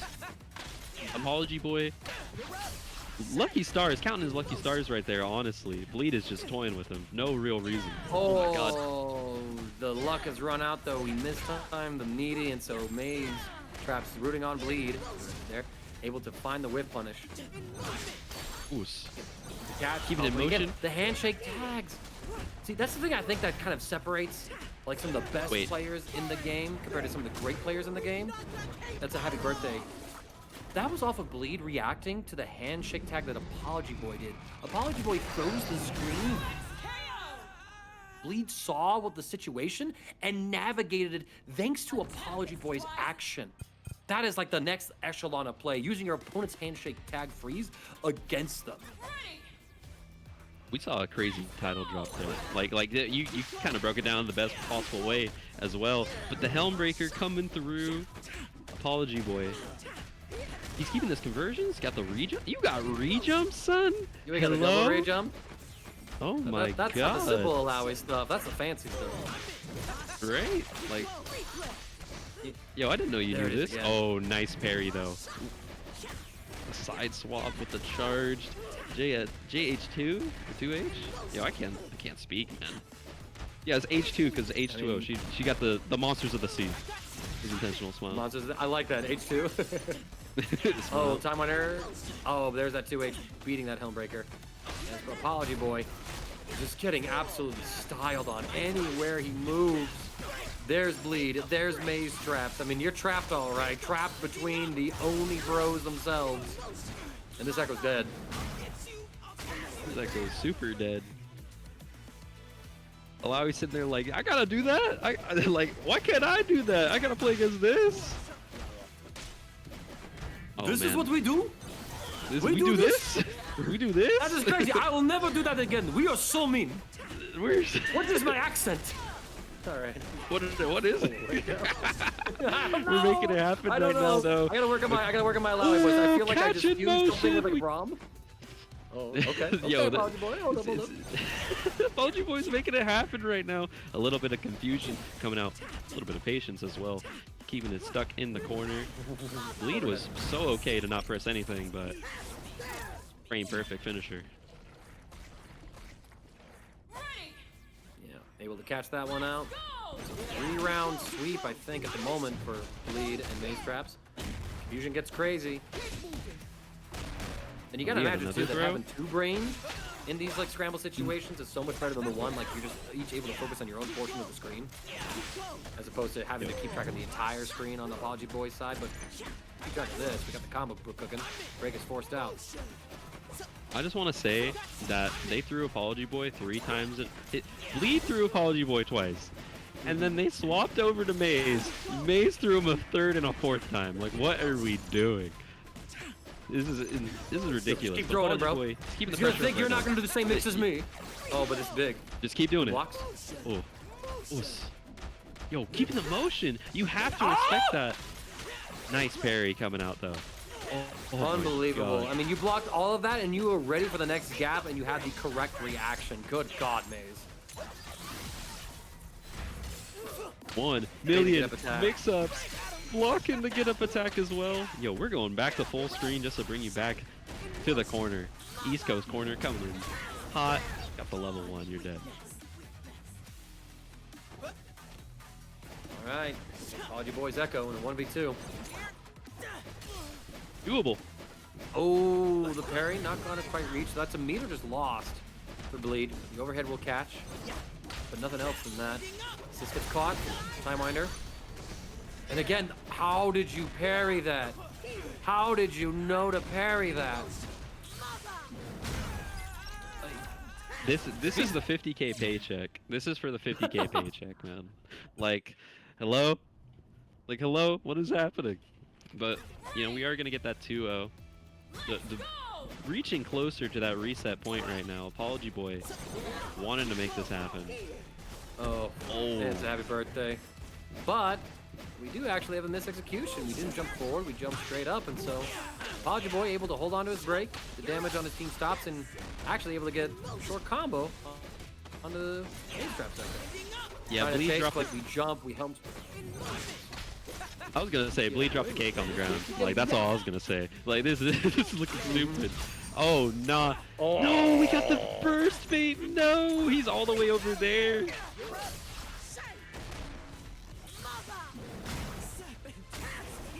At this point, it feels like Bleed and Mazetraps just took the scenic route to get first in this tournament. Took a detour Yeah. through losers bracket, you know, just wanted to play 4 more sets than they had to. Just because. And ApologyBoy, oh my god, just gets absolutely mixed. And look at it, they're starting to style. Yeah, they activated training mode. This is unfair. Like, if I'm ApologyBoy, I'm like, yo, do y'all hate me? Do you guys hate me? What's your problem? If it's anyone who can make it happen, though, it is ApologyBoy, because keep in mind, ApologyBoy did send TJ and so many other people to losers, and TJ almost beat this duo earlier in the bracket. So it's not like ApologyBoy, like, isn't a good player. He's extremely good. Like with this parry, like, so strong. Yep, and now we're able to actually get the full punish here. We do get the link.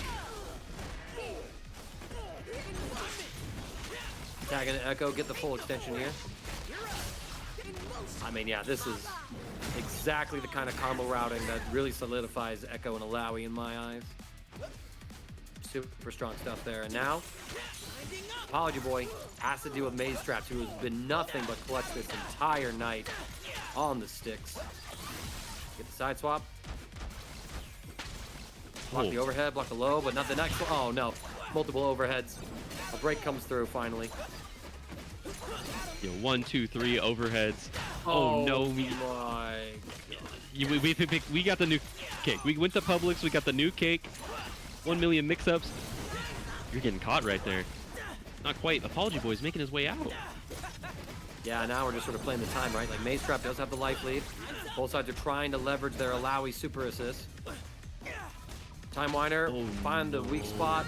We block the overhead, we jump out. We're stuck in the tentacles, we get caught, comboed as well. But there's no meter for ApologyBoy, actually for Bleed. Teammate, there we go again. Maze. To convert that, the throw comes through. Not quite enough, but yeah, you have a chip kill situation. Let's reset. 3-0. And ML Freak with the rate of 13. Thank you so much. Yeah, shout out to the Raiders. Thank you to the raid. Thank you, Dr. Pippi, for the raid. Or ML Freak, Dr. Pippi, Violante, Nepgear, Sprint JT, everyone coming through. Thank you. Hope you all had a great time over here. We're about to jump into Grand Finals reset. ApologyBoy versus Bleed and Mazetraps, and ApologyBoy getting the costume switch. He's just like, I got a mental reset. I don't want to think about that game ever again. He's got the costume code on right now as well.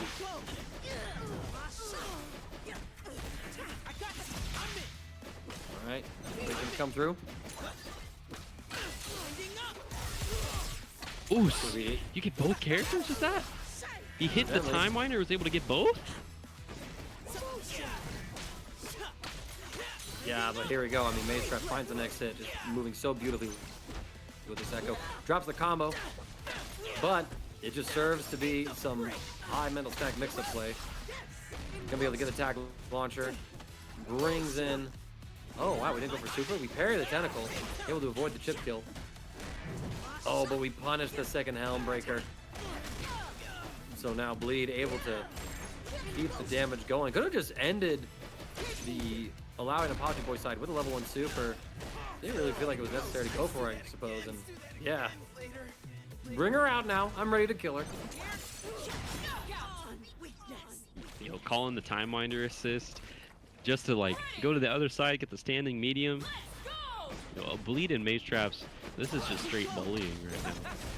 But ApologyBoy, he's still fighting back. He's still alive. Like, the ideas here with these parries are still really, really good. His offense is still solid. His combos are still ridiculous. But again, we get the follow-up here from the Helmbreaker too. ApologyBoy, there's still signs alive. Still fighting 2M, and immediately the happy birthday comes through, but so did the assist, and so will the tag launcher here for ApologyBoy. It's only damage on the Bleed, but we do catch him with the meaty tentacle. Thank y'all so much for pulling up to the match arena to claim more of those codes. We're almost done with them, y'all. Love to see this prize pool get even higher. If you have the opportunity to make a direct donation, we greatly appreciate it. Yo, I better see the match arena, like all the codes claimed by the end of this set. And oh my goodness, the left, right, which way is he gonna go? It's going that way. Back over to the corner. This is gonna be a dead Illaoi. Yeah, C's to try and crush on the parry, ends up working out. With the 2H, we didn't even have ApologyBoy press a button, just got caught by it in air movement. Dokazemi, we get one parry, but one too many it seems like, as once again, Mazetrap's gonna get the full combo here, and before you can even see the Fury, the tag to Illaoi comes through. It's 4 games in a row, 8 rounds in a row for Bleed and Mazetraps and Grands. This is ridiculous. Oh my god, all these Matcherito codes getting claimed one after another. Holy moly. Thank you everybody for claiming the Matcherito codes. Ooh, and then with that, got the Helmbreaker tag. ApologyBoy. Got some signs. We're back right now. Okay. Command of motion. Keeping it straight. Not gonna quite get the punish on that Helm Breaker. They're tagging back and forth. You're making it happen right now. Keeping this pressure safe with the Lariat. You actually push block the Illaoi, not the Ekko. Now the Illaoi's stuck in your face. Yeah, we try to jump. Retreating guard does get caught by that S2. We do get the full pickup, and even the Time Winder is there, adding insult to injury. The delay as well, catching ApologyBoy pressing something. With all the tentacles in play, plenty of extensions. This should be just a simple level 1 kill for Bleed. Yo, asking you shall receive. We got all the Maturino codes taken care of. Holy moly. Thank you, everybody. We got $47.50 in this Maturino. Thank you, everybody, for contributing there. And Bleed, the Mazetraps. Oh my god, we got the parry there? Ridiculous. I mean, it's a clutch moment here for ApologyBoy. Again, these glimmers of the strong player that ApologyBoy is, but Bleed is just that much better. Good God, you carried all those correctly and found the perfect place to press. Unbelievable. Oh, and then we tried to cross up, think that they're gonna go for the J2H, but no, we're just blocking all that. Bleed, another game under the belt, another round under the belt. This is, oh no, dire straits for ApologyBoy right now. Put in the mix, block the overhead though. Super does come through, not quite right in the parries. Try it, please. Let us parry it once and let it disappear, genuinely. Y'all changed it and it didn't do shit. Here we go, to the launch. Okay.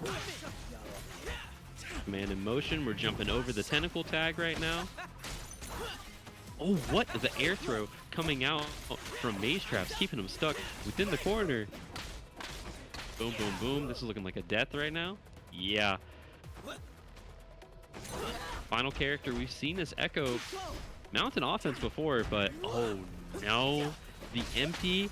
He tried to parry on the Helmbreaker. The Helmbreaker didn't come because he swapped out to the Illaoi.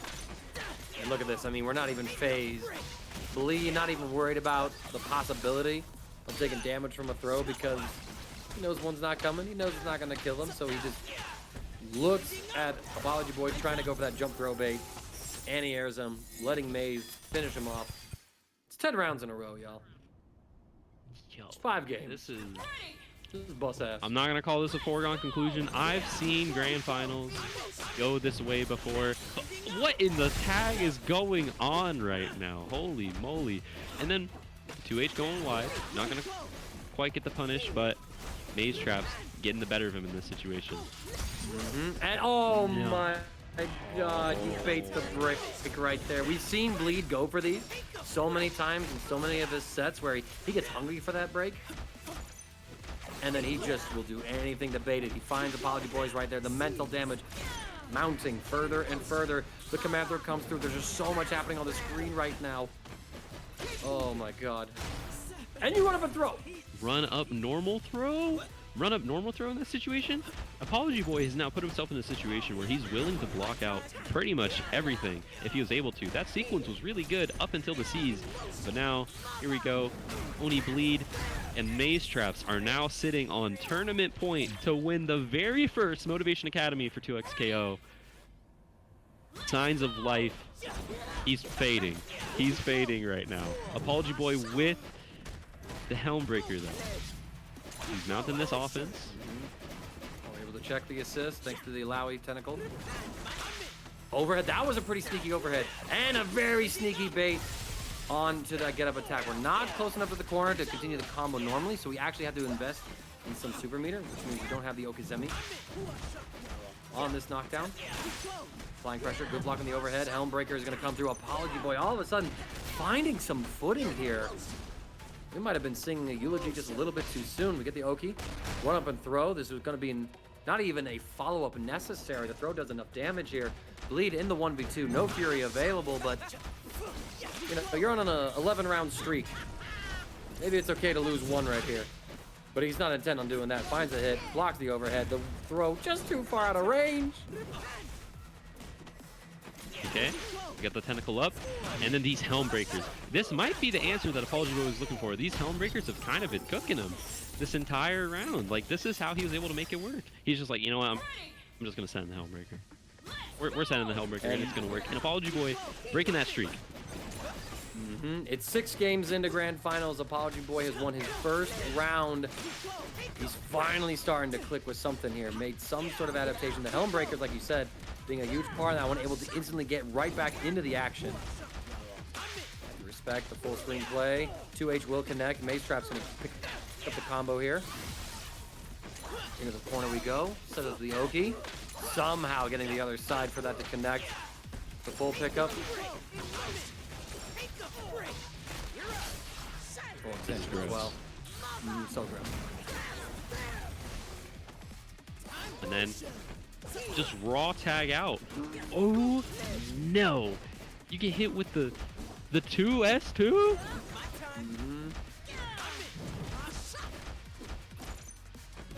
Okay. Pressure so far. Illaoi's out on the screen. Barely disappearing, but yeah, we see the whiff J2H as Ekko disappears. Bleed has ApologyBoy. This low life Illaoi is all that separates the Oni duo from being the first champions of the Motivation Academy 2XKO series. Now, he is making it happen right now, keeping him stuck in the corner. We got the command in motion. ApologyBoy, things are looking a little brighter than they were before. And then we got the super. Double super, we're making it happen. If there is a time to do it, it has to be right now. You still have that Fury on deck. You need to bait it in some way, shape, or form, but he got a little bit too impatient, and ApologyBoy will fall to the Oni Bros. W Bleed, W Mazetraps. That's a 6-0 Grand Finals.